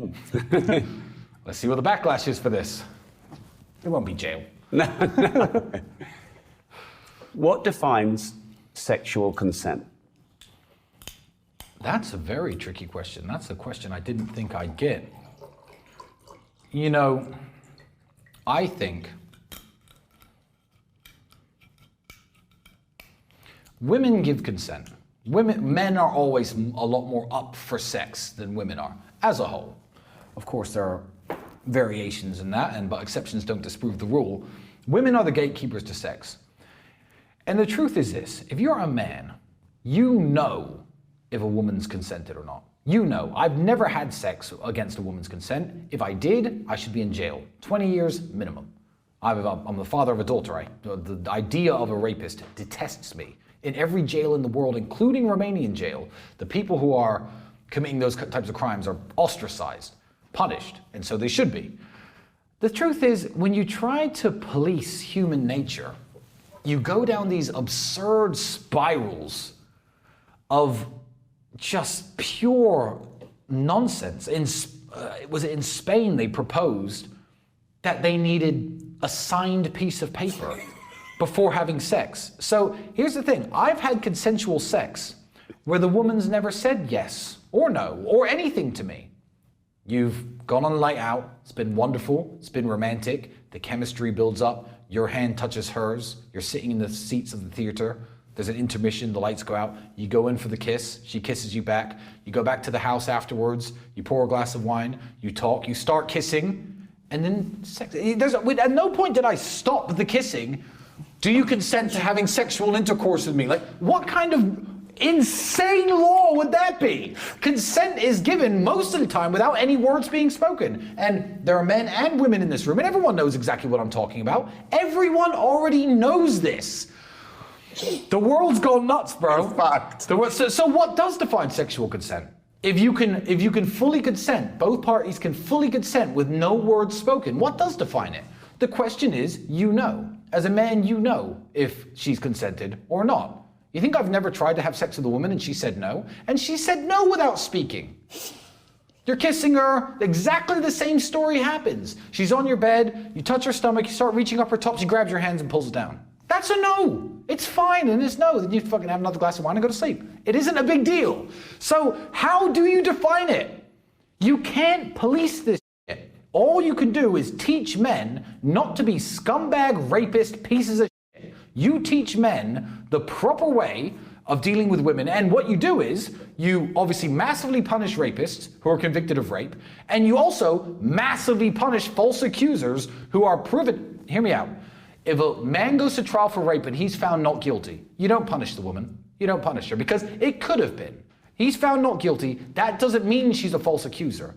But when you have evidence, it's been found, text messages, haha, I'm going to say he raped me, blah, blah, clear evidence of a false accusation, give her the same sentences. Let people respect consent much more. You can't police it. Sign bits of paper, apps. It's a joke. An app might work in today's day and age. Beep, beep, it's an app. But then here's the thing. I get consent on the app. No, let's say I get consent on the paper. Let's go down this rabbit hole because I like this question. I'm enjoying this. I and beautiful woman A are gonna have sex with each other. We're kissing, we're talking, the exact same date nights happen. I stop. Do you consent to having sex with me? Yes, I do. Here are the consent forms. Please sign it, write your date, stamp it, whatever, but boom, boom. Consent form's done, right? Boom. I grab hold of her, I start kissing her badly. I can't kiss very well. I drop my pants, I've got a tiny little dick. And she says, you know what, Tristan, I don't want to have sex with you anymore. Well, I've got the signed paper. That's when rape is legally excusable. You could say to the judge, oh, I have this piece of paper. Rapists can then get away with rape if you let them do it. I was about to say rape is justified. I didn't mean that. I meant rape is justified in the eyes of the law. Because you can do anything you want to her then. I've got the signed bit of paper. You can't do that. That's sick. That's disgusting. So, yeah, I think consent. What defines sexual consent? If you're a man, you know what defines sexual consent. You know when she's too drunk. You know when she tries to stop you. You know when she's completely giving herself to you and she's open to you. You know. Words, no words, papers, no papers, apps, clicks, doesn't matter. You know. And if you don't respect that, you deserve to go to jail. I need to take a sip of water after that one. I was just thinking, I wonder if Tristan needs a little break. You've just come to life. I never thought about the question, really. But now that I go down the rabbit hole, I realize how stupid these piece of paper signing consent laws even are. It's actually ridiculous. Humans have had sex for the entirety of human history. Yeah, we didn't need tablets exactly. or scrolls. Yeah, and rape was punishable in the Roman Empire, and rape was punishable in the Mongol Empire, and rape was punishable everywhere, as it should be. But you can't start policing consent. Ever heard of a forged signature? That'll be a problem. Yeah. Who's better with women, you or Andrew? Obviously, I don't want to upset anyone, but obviously me. I don't know. You know, I don't think anyone's better with women or worse than women, worse with women. Well, surely you're not very good with women if you want women and you can't get women. Okay, if you want women and you can't get women, you're bad with women. But let me give you an example. I, especially in my younger days, would meet and date and sleep with a lot of beautiful women. A lot of beautiful women. And let's take example A, Mr. Anonymous. He fell in love when he was 17, married his wife at 22, and his wife isn't maybe smoking hot, but he's been with her for 40 years, and they're now a 60-year-old married couple. Who's better with women, me or him? You don't know. I can't answer the question. I don't know if anyone at home can. It depends on what you want. If you are a tall kickboxing champion millionaire who's, you know, charming and knows how to speak well and knows how to make jokes and stuff, you can get women. You can get women, and both of us are both of those, or all of those things. So if we want women, we can get women. Who's better? I couldn't answer the question because I don't even know the parameters. The million people who will watch this, plus, they all have different ideas of what good with women means. I asked Andrew the same question. What do you think he said? Me. He did. So that means you think you. You may have got me there. I'm saying nothing. I plead the fifth. What about giving us some tips? 3 tips on getting good with women. Oh, I can do this all day. Well, then I flew out here. I've got all day. Right, easy. 1, there are no tips. If women don't like you, it's your fault, and they don't like you. I am sick of dating coaches trying to give tips to get women. Oh, well, if you make this kind of joke, or if you first insult her subtly and then say something, it increases her ego level of... No. I don't try to get women, and that's the only tip I can give you, but here are the tips. 1, work super hard every day. 2, train super hard every day and be in shape. 3, make sure your hair looks all right, your beard looks okay, don't walk around looking scruffy. Take showers, basic stuff. Live in a nice house, have a fun lifestyle. All the tenets of hard work. It's funny, actually, the way that God works and the way the universe works. All the tenets of hard work that I preach that makes men better men. If you took women out of the equation, it would still be true.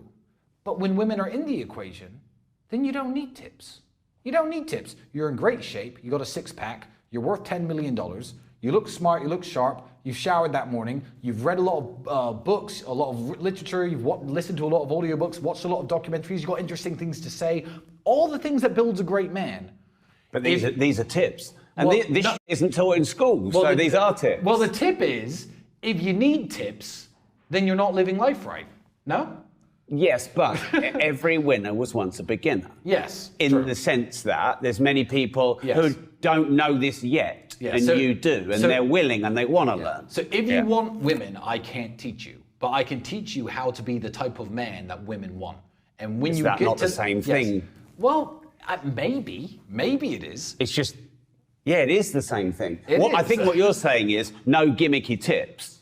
What you're saying is, because I think to get rich, it's not just about learning secret tips to get rich. You have to become wealth. Yes, and, exactly. You know, when you become what you want to be, you get it. Yes. You know, I believe you don't get what you want, you get what you are. That's a very good way of putting it, yeah. And so I think what you're saying is become the man the woman wants. Yeah. As opposed to saying, you know, fucking game them. How can I, in my current circumstances? So I play PlayStation all day. I live at my mother's house. I'm 35. I'm the same Tristan Tate. I've never worked out though. I'm really skinny. I got no muscles. Maybe a beer belly. I eat bad food. You know, I haven't got any nice clothes. How does that guy get women? He is me. What tips do I give him? There are no tips. There are. But I become this version of you. That exactly. is tips. Yeah, I guess it is. I guess it is. But are you just a bit worried about coming across like those who give tips? Well, yeah, absolutely, because I don't like to give dating advice in that way. Thank you very much. I don't like to give dating advice in that way because I'm like, if women don't want you, I can't teach you anything because I've got it on easy mode because I've done all the hard work. I've done all the hard work of getting rich, staying in shape, learning things, becoming articulate, knowing how to speak, developing a sense of humor, all the things, having a fun lifestyle, all the hard things I've done mean I now play the women game on easy mode. If I had Instagram, which I don't, if I activated... Is that because you got cancelled or you don't want it? I got cancelled, now I won't make a new page. No. There are a bunch of fan accounts of me, but I don't have Instagram. If I did, I'd just sit and look at the inbox and 40, 50 women would write me every single day and I could take my pick. Now, those aren't the type of women you want to marry, but like I said earlier, I mean, they're good for what they're good for, and I could go and find a wife. I could go to the library, approach the beautiful girl, talk to her a little bit, and she'd be on my arm. So I've done all the hard work, so now I'm in easy mode. So if you haven't done any of the hard work, I can't tell you how I get women, because I just do. I just do, and they just don't. But you did, having this conversation, you did. You said, work on your sense of humor, work on articulation, work on your intellect, work on your body. Yeah, so you did. Well, yeah, I did. Yeah. I did, but those aren't the tips that people want. When a fat out of shape... But you don't teach what people want, do you? You teach what they need to hear. So when a fat out of shape dude who lives with his mum and plays video games says, hey Tristan, give me some tips on how to get women. He's not expecting me to say, change your entire lifestyle, work hard for 7 years and then the women will come easy. He doesn't want that. What he wants is a magic spell. Something you could say to them to trick them, brainwash them, make them fall in love with you. It doesn't exist. Doesn't exist. Women are their own people and they like what they like.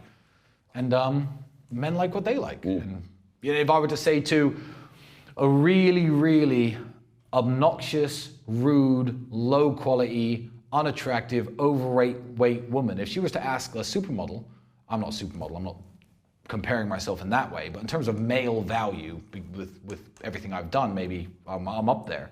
If she would ask a supermodel, hey, how do you get guys? Well, just flutter your eyelashes. There's no magic trick.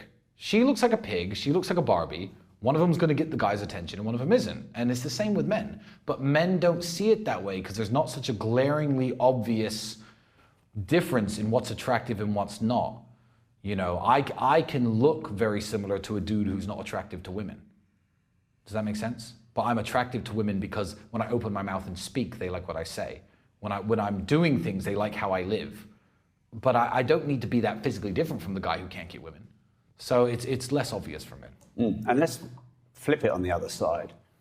What would you don't like to give tips, so these aren't tips, but what would you say to the tips that aren't tips to women to get a good man? Different men have different... We have to define two different terms before we start. What is a good man? And two, what does get mean? So, of course, I think of a good man and get as handsome, smart, charming, will take care of you, will provide for you, not necessarily rich, but will provide for you, and get as in long-term relationship with the prospect of trying to get married. So let's define it that way first, because the question could be answered in lots of different ways. One, do not be the type of girl who sleeps around. I don't care what modern society tells you, no man wants to marry the girl with a high body count. Sure, girls with high body counts get lots of attention, but they don't really get attention from the men who they want to end up marrying. And also, they might get attention from the type of men that they want to end up marrying, but they get that attention for a weekend and that's it. Don't have a high body count, do not sleep around. Enter every single relationship with the goal that, yes, I think this man would make a good husband, and I'm only going to be with him with the goal of marrying him. Now, it might not work out. You might have 2 or 3 failed relationships. That's life. That's what happens. No one really cares.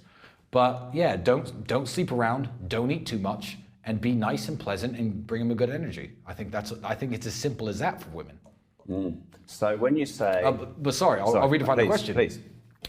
If you think getting a man means getting him to buy you stuff, and a good man, as in a stupid man who will buy you lots of presents, see, these are 2 different questions. Then by all means, flaunt yourself on the internet, sleep with every dude who buys you a handbag, enjoy your handbag collection, that's cool, but just don't ask where all the good men are when it's time to get married.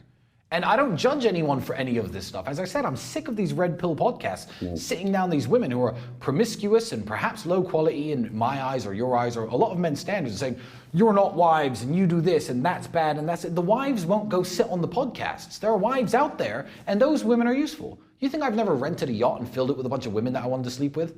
None of them were wives. Love you girls. But there might have been someone else's wife. Had a great time. But do you get my point? Like, don't try to change people and don't judge people and don't be so hate-filled towards women who aren't living the way that you would want them to live if you were going to marry them. They're not going to marry you and you're not going to marry them. Leave them alone. Let them go and do it. Yeah. Coffee good? Very good. Good. Full of energy. So what's a high body count then for a woman? I actually mathematically wrote this on Twitter once as a joke.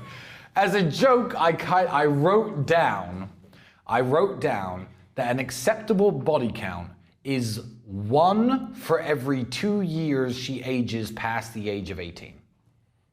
That's what I wrote on Twitter because I thought about it. I typed it down. Is that true?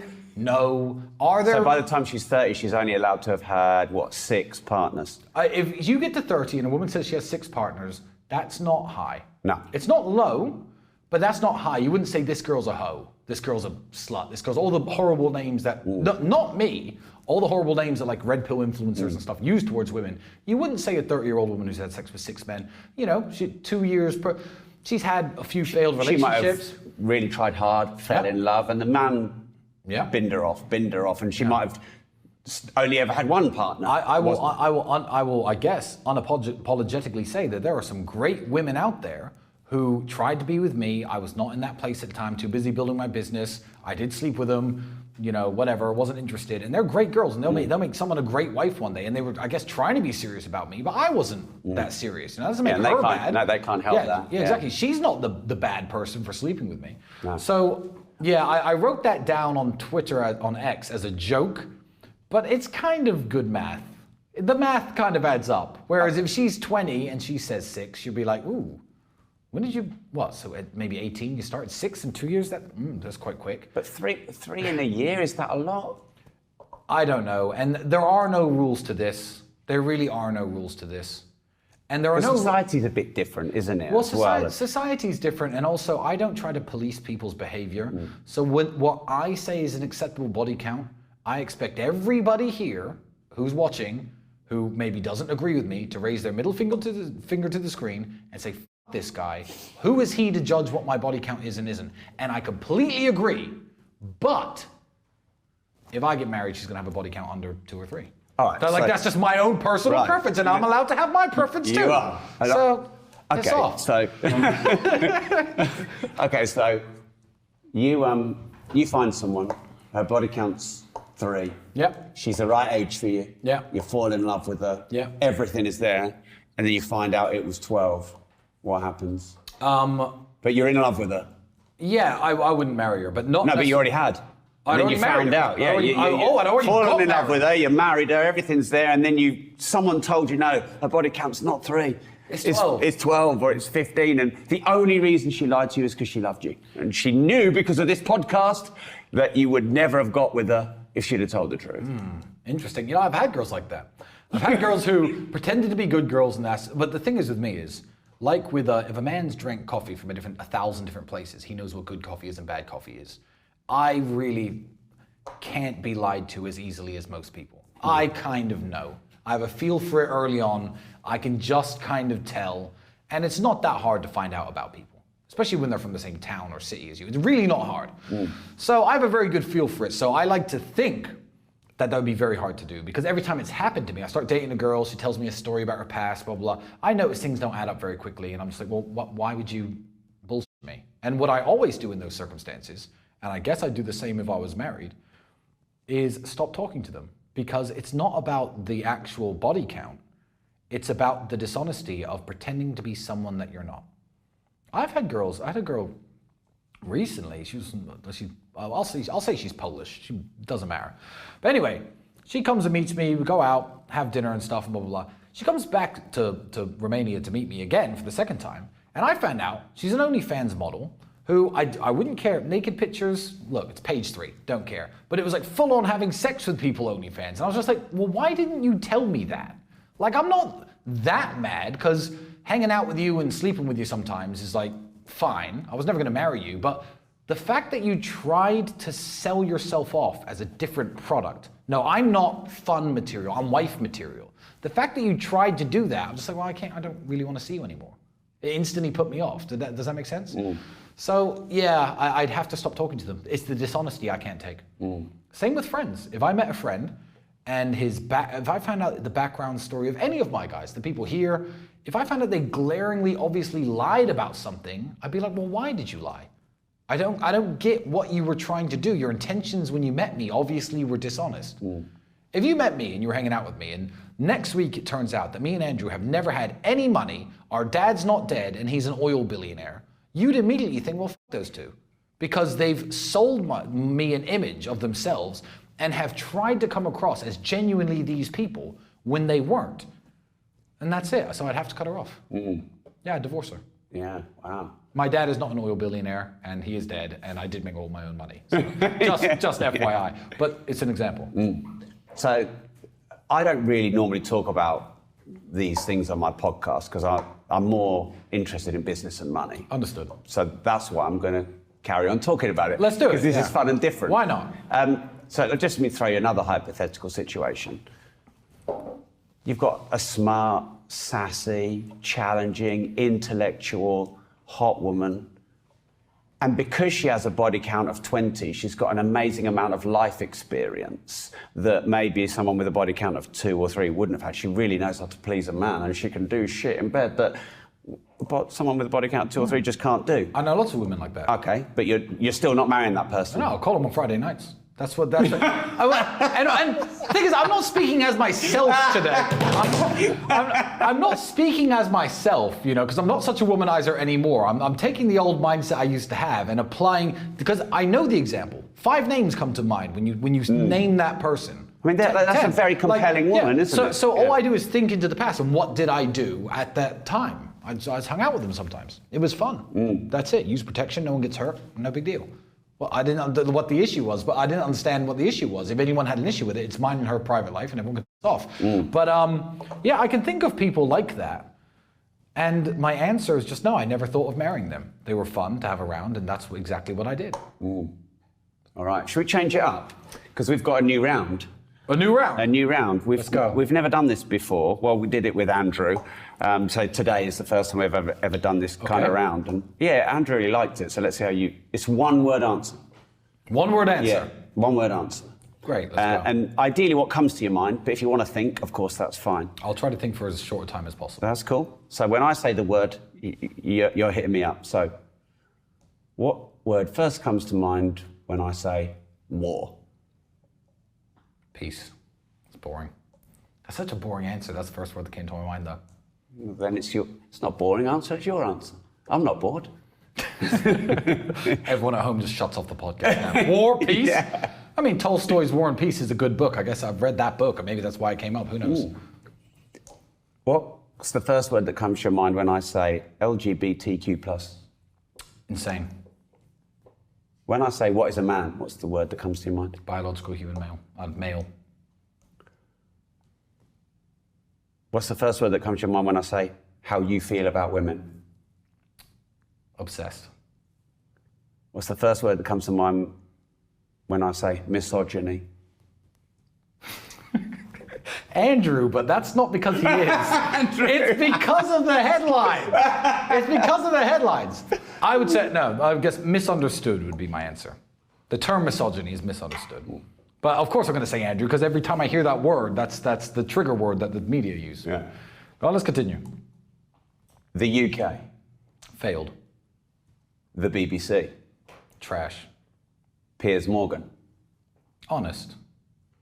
Donald Trump. Hero. The Matrix. Constricting. Depression.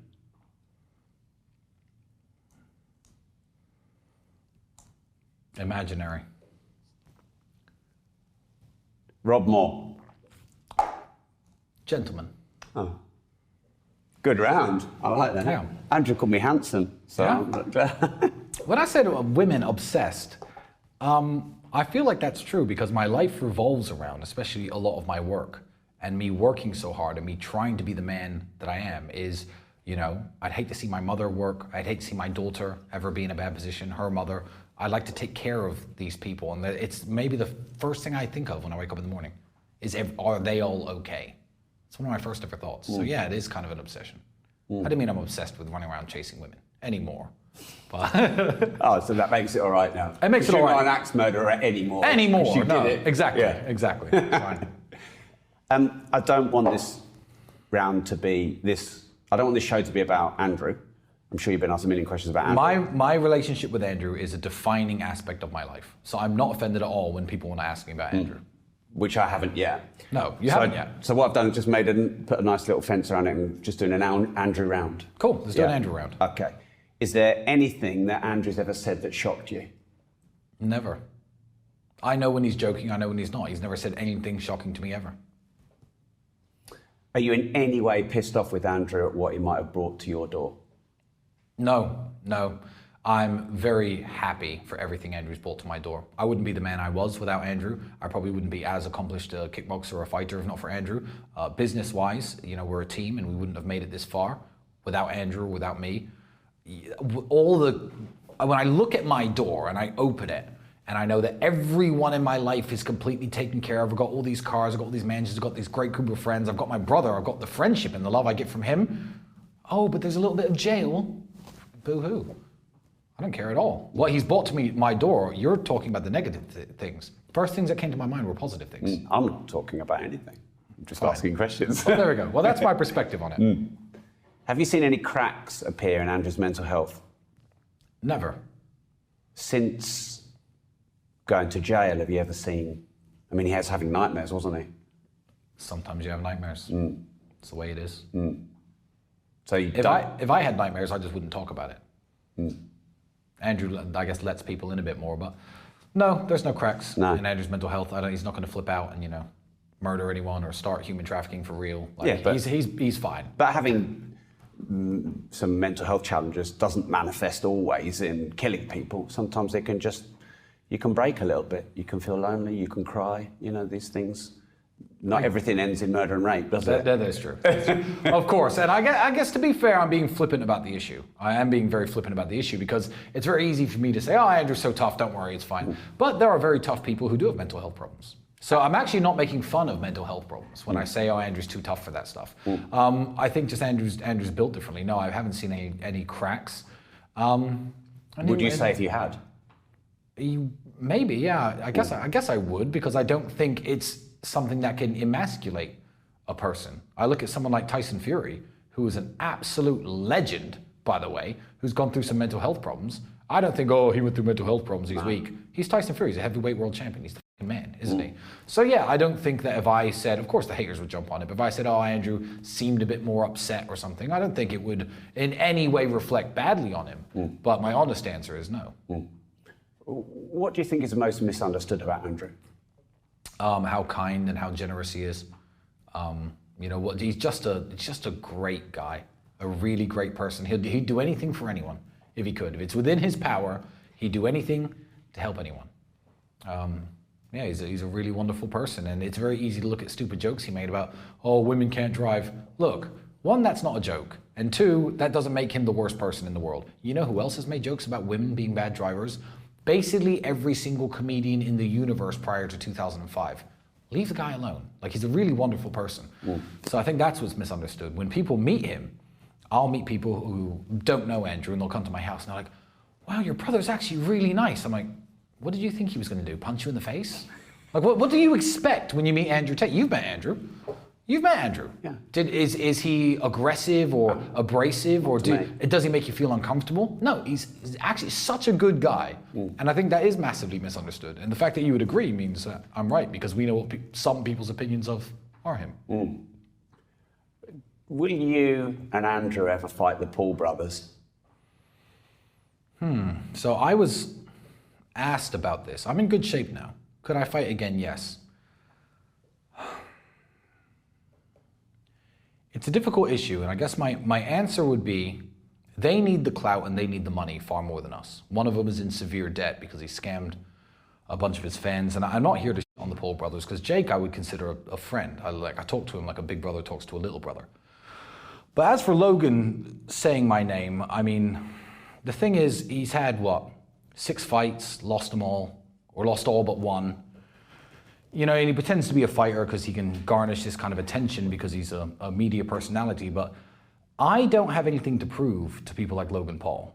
I am much older than Logan, of course, and my fight career was very, very good. I won something like 30-something of my 40-something fights. Had some very tough battles, lots and lots of wins, European titles, some losses. You know, back in the day before Instagram existed, before everything was, you know, before I was famous, before it gained me clout. But I am known as a fighter, and I'm known as a fighter in a way that he never will be. I'm known as a fighter in the way that if you throw me in a cell with a murderer, a rapist, and 2 drug dealers, who are all members of the Romanian various gangs, people look at me and go, oh, Tate, respect. That's how I'm known as a fighter. He would have left with a higher male body count than his fiance. That's how he would have left jail. And well, he's not starting at 0. Remember that. He's not starting at 0 in that regard. So the fact that he does his backflips and takes his steroids and, you know, makes these big shows about fights, I've never said his name until now because he keeps saying my name. And the only reason I could think he's doing it is for viral hits or viral internet clips. But I have nothing to prove to him. When killers look me in the eye and they don't want any smoke and we're on cool terms, that's because I'm a fighter. And I'm a fighter in a way that he will never be. And he will never even understand. His little brother, Jake, is a fighter now. I will give him that title. Not that it's mine to give. But I'm not interested in Logan Paul or anything he says about me. It doesn't keep me up at night. I'm very strong, I'm very fit. My shoulder is now fully recovered. Could I fight again? Yes, he needs it more than me. I don't have debts I need paying off. I haven't scammed my fans. I don't owe people a bunch of money. So, yeah, I don't think I'll do him that favor. But I don't need to prove myself to him. I am a fighter, and he is not. And if anyone wants to disagree, I don't give a shit. Do you think you'll ever step in the ring and do a fight like that? Let's call it the crossover fighting or whatever.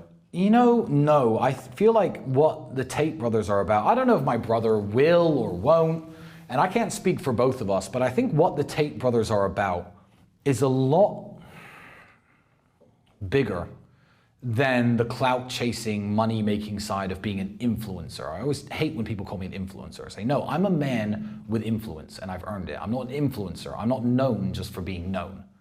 So I was a fighter first. I became famous afterwards. I'm not a fighter because I had fame and used it to fight. Will I ever do it? No. I feel like my mission in life is bigger than taking some YouTuber who makes stupid jokes and beating him up in a boxing ring. I don't feel like that's going to do anything to push my message and to advance what I'm trying to do with the young men of the world. I don't think it's going to benefit me in any way. Well, I'm going to make money, what, $10 million? I don't need it. I don't care. So no, I don't think I will. I don't think I will box. If I do fight again, it will be, honestly, you know how the UK works. Inter-club competitions, local kickboxing gyms, just me and them, the old school way, you know? I'm not gonna make a big show and dance out of it and try and make my fans buy pay-per-views. That's not how I would do it. And on the subject of one thing that we have in common, which is where we were born, what do you think of the state of the UK right now?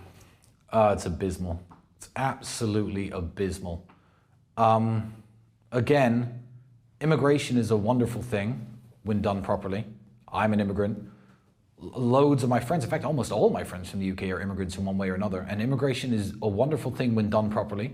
But letting massive boats of people who we don't know who they are in from uneducated countries has resulted, I mean, rape in the UK is up 360% in the last 10 years. And they'll look at gentlemanly, stoic people like myself and say, his misogynistic ideas are why rape is, what? What? You heard what I had to say about rape and consent and what should happen to rapists. What? It's up because of me, not because tens of thousands of people who we don't know who they are, who are all men, have landed on our shores like it's the bloody D-Day Normandy invasions. And nobody knows where these people are, where they kept or where they slept, or where they sleep. And rape is up. Well, that's very interesting. Everyone's stabbing each other. Everyone's being killed.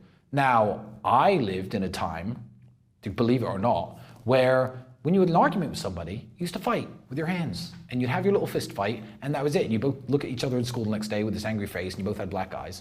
And nobody died. But now everyone's getting killed. Everyone's being stabbed. Is that music culture?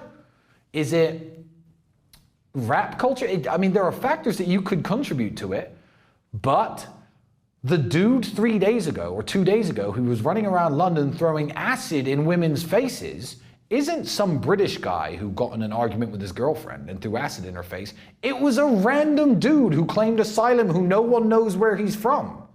Like, the UK has just failed. They're not fixing the most basic issues.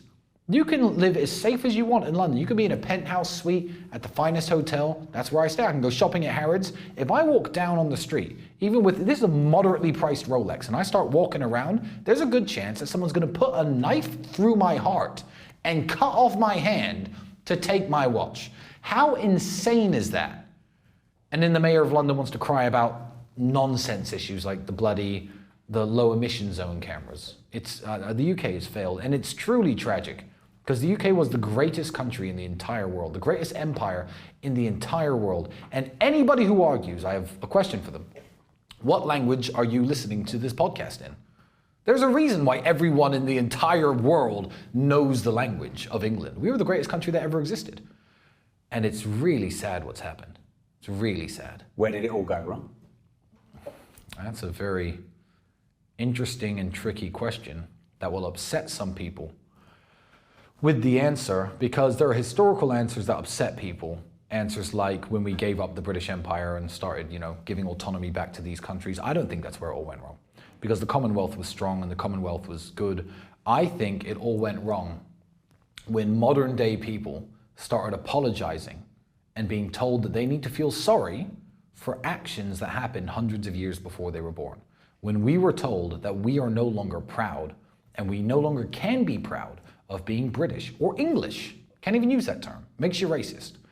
Now, I have a unique perspective on this situation because I am the descendant of Irishmen, white Englishmen, and also African Americans who were trafficked in the transatlantic slave trade.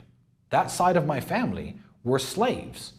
I don't believe any living white man owes an apology to any living black man for things that happened way before they were born to people that they'll never know the names of. I think that is a sick concept. This idea that you are born with this generational guilt and you need to be sorry because in the early 1800s, some people starved to death in India. Millions of people. Let's not belittle it. Millions of people starved to death in India because of some bad decision making by the British Empire. That is tragic. Would I want it to happen today? No. But you are not responsible, and I am not responsible, and the Indians who are living today are not victims of what happened. So it's the victim mindset, the victim mentality. Greatest empire in the world, did the most for the world than maybe any other country since maybe Rome and Greece. And you have to feel sorry for being British now. You're not allowed to be proud of yourself anymore. That's when it all went wrong. In the last 30 years, you're no longer allowed to be proud of where you come from and who you are. You must be ashamed. You especially, you're a white Englishman, you should be ashamed. In fact, privileged me. you owe me money. Why? Well, hey, what do you mean why? Of course you owe me money. You owe me loads of money. My great-great-great-great-great-great-great-great-grandfather was probably living somewhere peacefully on the western coast of Africa, and the British took him and sent him to America. I'm damaged from the generational pains of slavery, and you as a white British man owe me money. Pay up. It's wild, isn't it? But that's literally when I say it, it comes across as a joke, but there are people with straight faces literally saying this to people. I don't get it. It's wild. England, yeah, it's fallen. I think that's when it fell, when you're no longer allowed to be proud to be English, and you have to apologize for everything any Englishman ever did throughout all of history, and it's all your fault. None of the good stuff is your fault, by the way. You know, the fact that the whole world has institutions like, you know, banking, and, you know, they brought Christianity to a lot of countries where they practiced cannibalism before. No, you're not allowed to take credit for the good stuff, but all the bad stuff is your fault. And you owe me money. Internet, Rob Moore owes me money. And my brother. I think I brought some. Don't pay me reparations. I've got these things. Don't pay me. If you pay me reparations on this podcast, it's going to start a weird trend, and I don't want to go down that road. How about this thing? That's about 12 pence. On behalf of all of our great-great-great-great-grandfathers, I forgive you. There we go. You're absolved of your debt. White people still owe everyone money, but he's paid up. I've let him off. What about the monarchy? What about Christianity? How are those two doing? Badly. I like the institution of the monarchy. I loved Queen Elizabeth II. What one of the most wonderful amazing woman. She does not get enough credit. What a wonderful woman she was. And I feel like the way to save the monarchy and to re-establish it in the eyes of the British public, me as a proud Englishman, is to hand the crown over to somebody with, let's say, very few, if not no, real stains on their record. And if the king were to abstain and pass the crown on to Prince William, I feel like he has a good shot of making the monarchy work again. I think he has a good shot. His brother, loser, forget about it. The king's brother, forget about it. Let's not even go down that rabbit hole. Let's not even go down that rabbit hole. Give the crown to William. Stop making a big deal of the people in the royal family who just want to scandalously march around Hollywood and make a big deal out of themselves. We all know who I'm talking about. And let's concentrate on what the royal family is really about. You know, let's get Prince William going around the world, acting as an ambassador for us British people, speaking up against some of the issues that affect British people today. I know he's not allowed to get political, he's not allowed to choose a side, but speak up against the issues that affect British people. I think he could be an amazing king, and the monarchy is salvageable.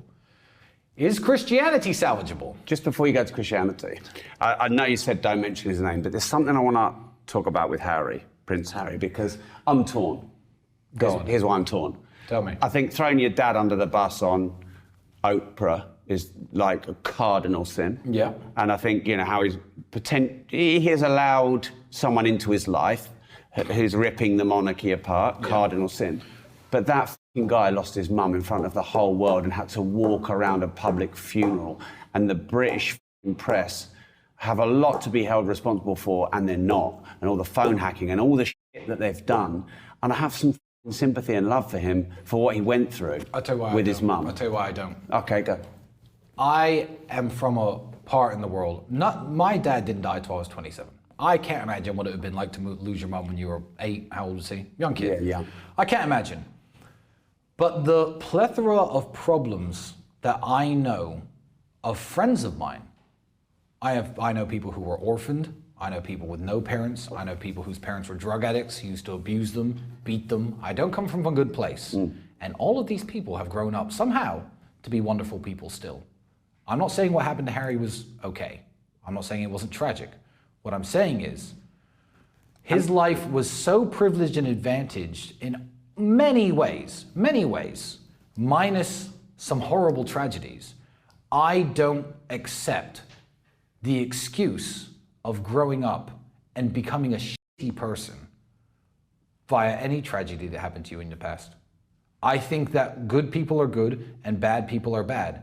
There could be a man who grows up being sexually abused by his uncle, for example, and sexual abuse happens to men all the time. Men don't talk about it. And he might grow up to be a charity worker who fights for kids who are sexually abused. You can have another person who was sexually abused by his uncle, same circumstances, who grows up to sexually abuse other kids. One's a good person, one's a bad person. Trauma in the past is not an excuse for being a shitty person, and I personally won't give Harry that out card. Because to label in 2000... To be fair, William had the same thing happen to him. Exactly, yeah. good person. Yeah. So in 2022, to label somebody racist, even today, to label somebody racist is maybe the worst crime ever. You label somebody racist, they can get fired from their job, lose their home. Human traffickers are quite bad, isn't it? It's quite bad, but you know, at least I'm not a racist. But anyway, you know, they would... The level of attack on me, when it first started, it was misogynistic, homophobe, racist. Because they didn't know I was half black. They got rid of the racist once they realized who I was. But it's just a standard attack. But to subject your poor grandmother, who was the icon of your entire nation, and all of her family members to the accusation of racism in 2022, for me, unforgivable. And you know why they said that they were racist? Right. Because they were speculating about what color the baby would be. I am half black. I have a daughter. The woman is white. I look quite white. It's a conversation every single mixed race person has when there's someone pregnant. Oh, I wonder if the kid will be darker than me. Could be my dad's color. That could happen. That's not racism.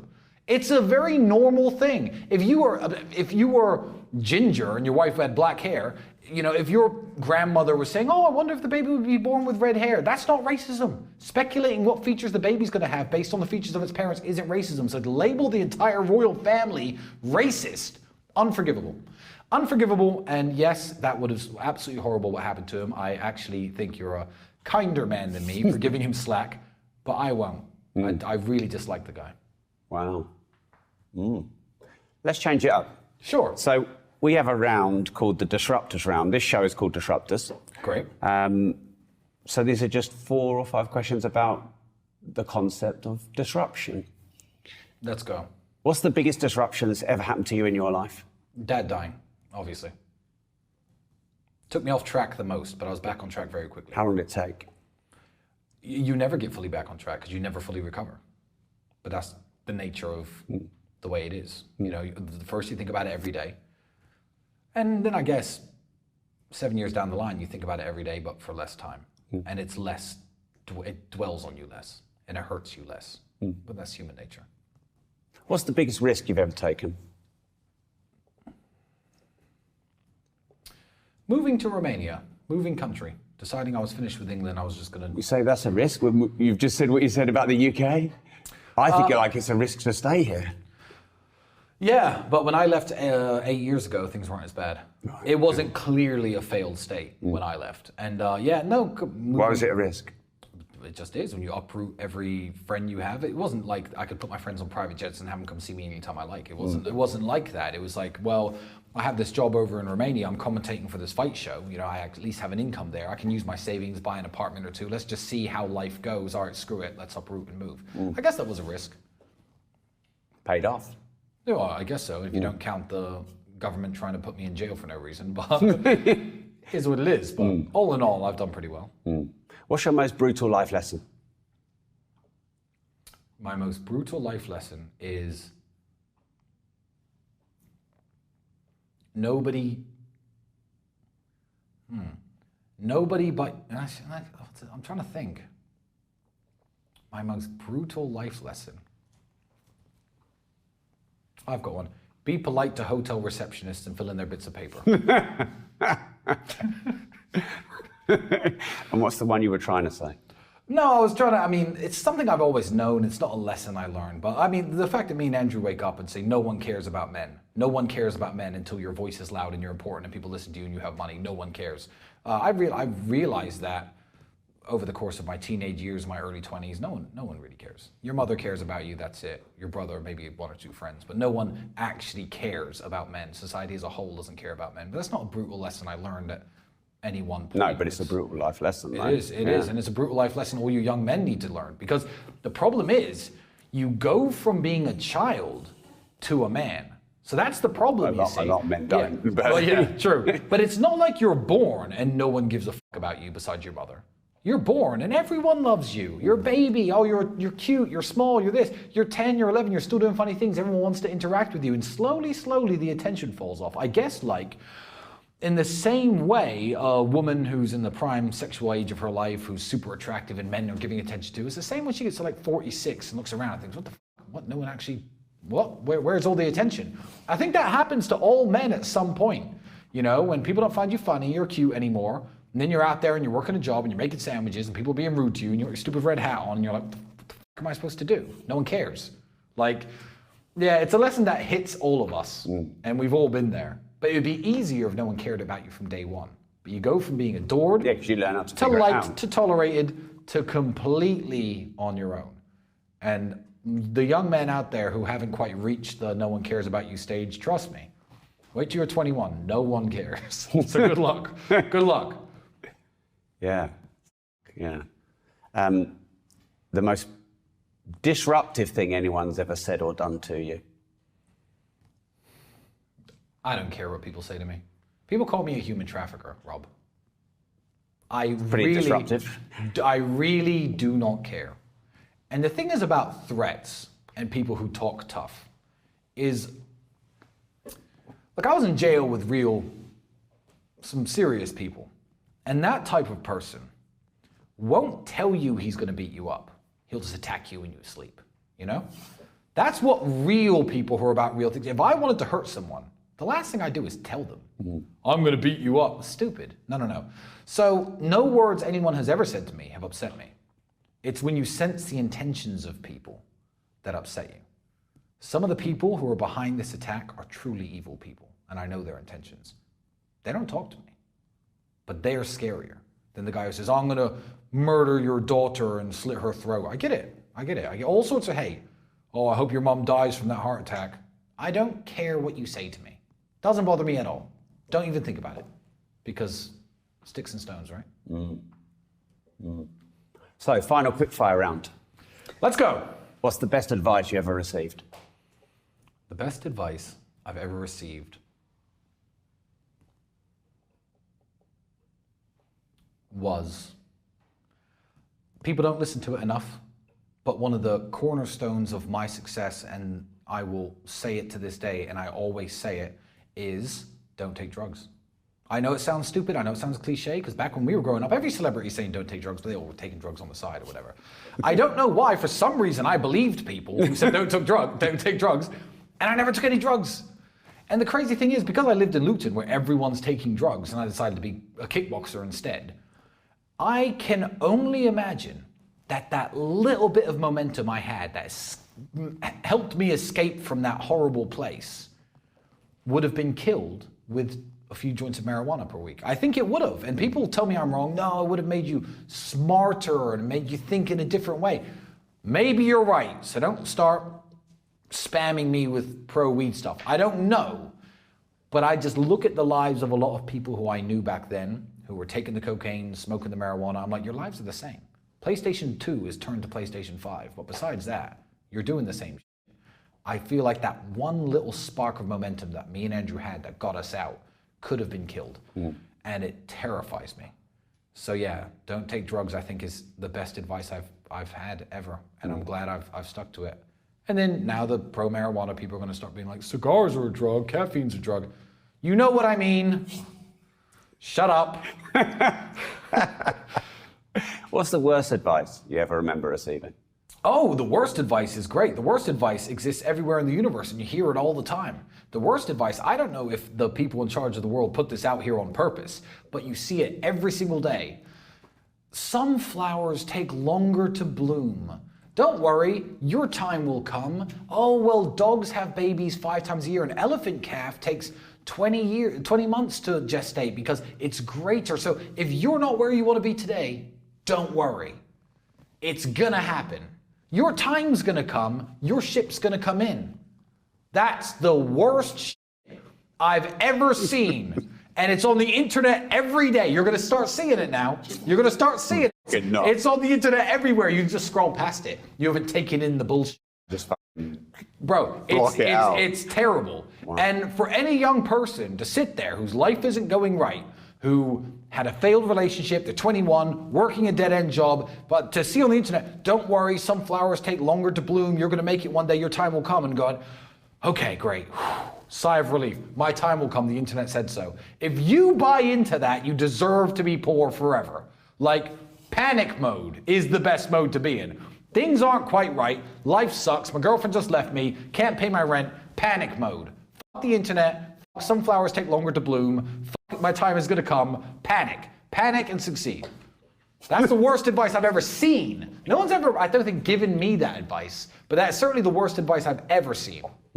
It's up there with all of our graves are the same size and you can't take the Lamborghinis with you. That's just as stupid. You know why that's just as stupid? Ready? I'm gonna give you an example.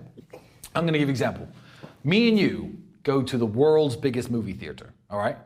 I'm at the front row seats. I got popcorn, beautiful girl here, beautiful girl here. We all got ice cold Coca-Colas. I got nacho, I got dips, I got 3D glasses, right? You're sitting right in the back. No snacks, no girls, by yourself. It's cold up there, right? You could barely see the screen, haven't got the 3D glasses.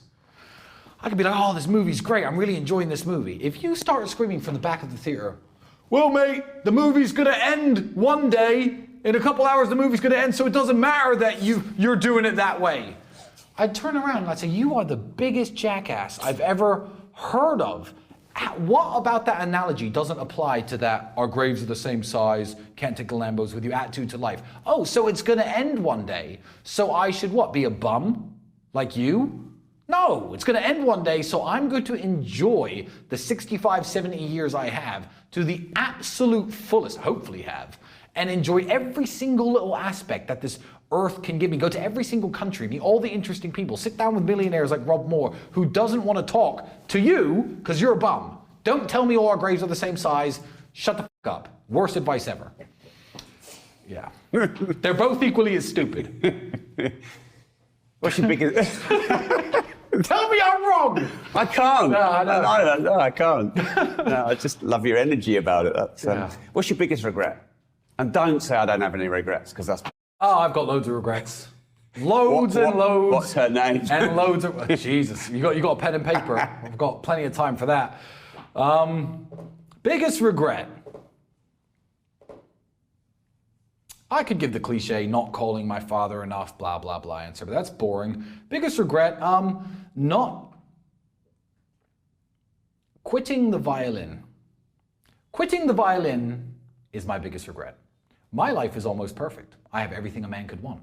Everything is great. People respect me, people talk to me, people listen to me, I've got money, I've got cars. I can get I can get most beautiful women if I want to talk to a beautiful woman. I can certainly get one. Nice big house, few nice big houses. Everything is going well, but how much better would it be? I can't think of many things that would improve my life. I really can't. But if I could play the violin, life would be better. I'd be more respected, and it would be super cool today in this internet age. However, I started learning violin when I was 8 years old, and I got very, very good. I think I was like grade 7. I was 15 years old, and then I discovered kickboxing.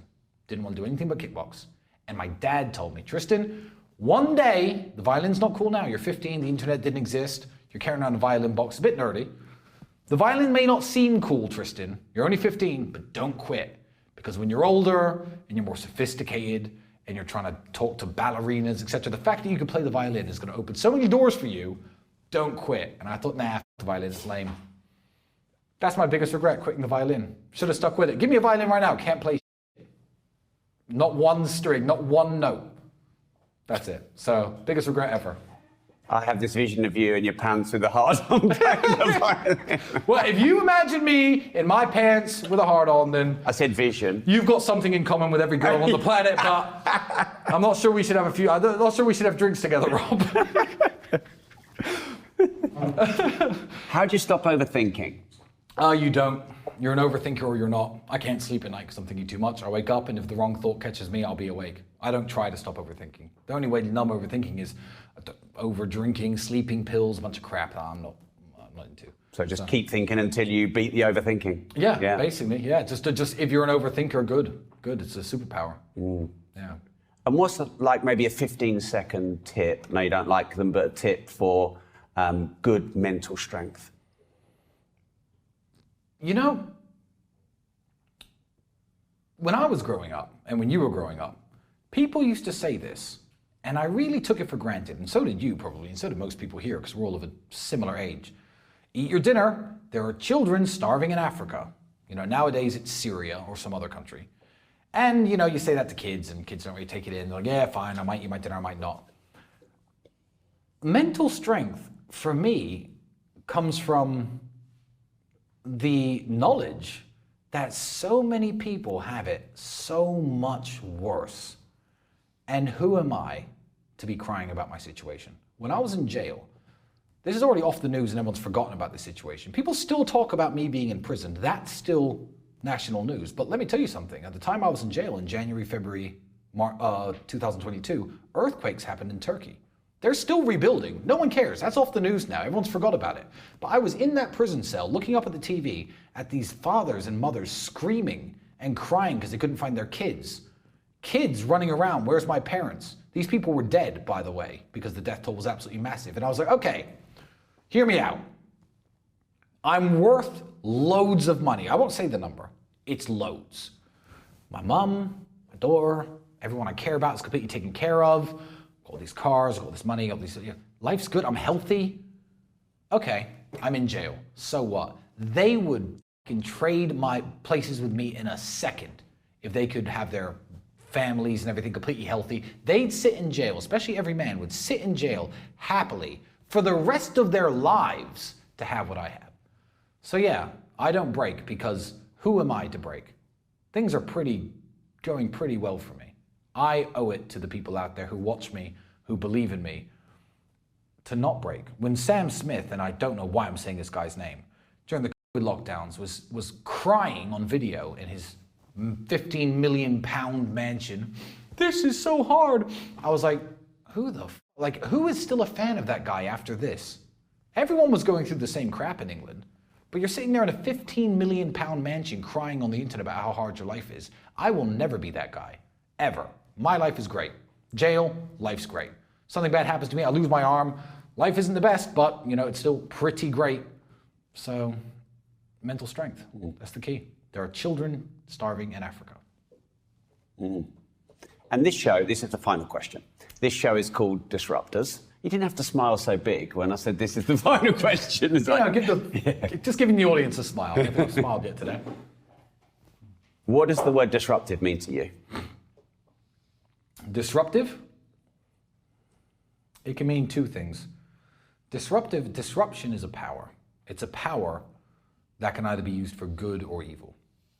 If me and you are talking and some LGBTQ plus clown makeup protester runs in here and disrupts our podcast, that's disruption being used for the power of evil. But even you existing, you writing this book, me and Andrew having our voice, having our podcast, running our programs, that's disrupting. That's disruption to a very powerful system which is trying to keep people in their place. And there's nothing better than that. So it's a power like anything else, like violence. It can be used for good, it could be used for evil. So if you're going to disrupt things, make sure you're doing it for a good reason. And you mentioned maybe two or three times the online school. So yes. Can you tell us about that? Well, it's very simple. I mean, The Real World is a program where real life millionaires with real life experience who've actually made money in the real world, hence the name, teach you the lessons every single day. When I was growing up, I had no access to millionaires, didn't know anyone with money, ever. My mobile phone was filled with, broke dudes and drug dealers because they were my friends, not because I bought drugs. But, nowadays, you can join the real world and you have access to millionaires who are willing to take time out of their day to teach you things, teach you lessons that, help them make money, teach you the methods that help them make money. You have direct access, direct conversation with them. It's a really great community. It's a wonderful thing. And they keep trying to stop us and they keep trying to shut us down. But just like when they tried to shut down Uber, they failed because Uber is a better system than trying to flag taxis on a cold street and calling phone numbers. The technology was so good and it was such a better system that Uber triumphed. So, they've tried to take us down, tried to attack us, tried to delete our websites, tried to delete our promotion, and we grow and grow and grow. And because it's tried and tested, and people can join for $49, and if they hate it so much, leave the next month, I don't care. No problem. So yeah, the Real World's a really wonderful, really, really wonderful product. And what's the address if they want to go and join? Join the Real World. Just Google "Join the Real World." I don't know if it's .net or .com. I think .com banned us because. So I don't know exactly what. But you'll find that. Join the Real World. You'll find it. There's a link in my Twitter bio. Tate the Talisman on Twitter. There's a link in there. I've really enjoyed this. So have I. You've given me a lot of time. Really grateful. Thank you very much. Thank you very much, Rob. Cheers, Tristan. So let me know what you think in the comments. The bit that personally blew me away the most was how Tristan came to life and went on a massive rant about sexual consent. I'd love your thoughts because these are important subjects we must discuss. If you've just landed here and you haven't watched my insane Andrew Tate Part 1 and Andrew Tate Part 2, go watch them right now because I regard this episode as part of a series. Part 1 Andrew, Part 2 Andrew, and Part 3 Tristan. I spent 15 hours pretty much straight with Andrew and Tristan in Romania, so go back and consume my wild Andrew Tate episodes. And if you don't want to be known as a brokey or a loser, make sure you like the video, subscribe to the channel and turn the notification bell on.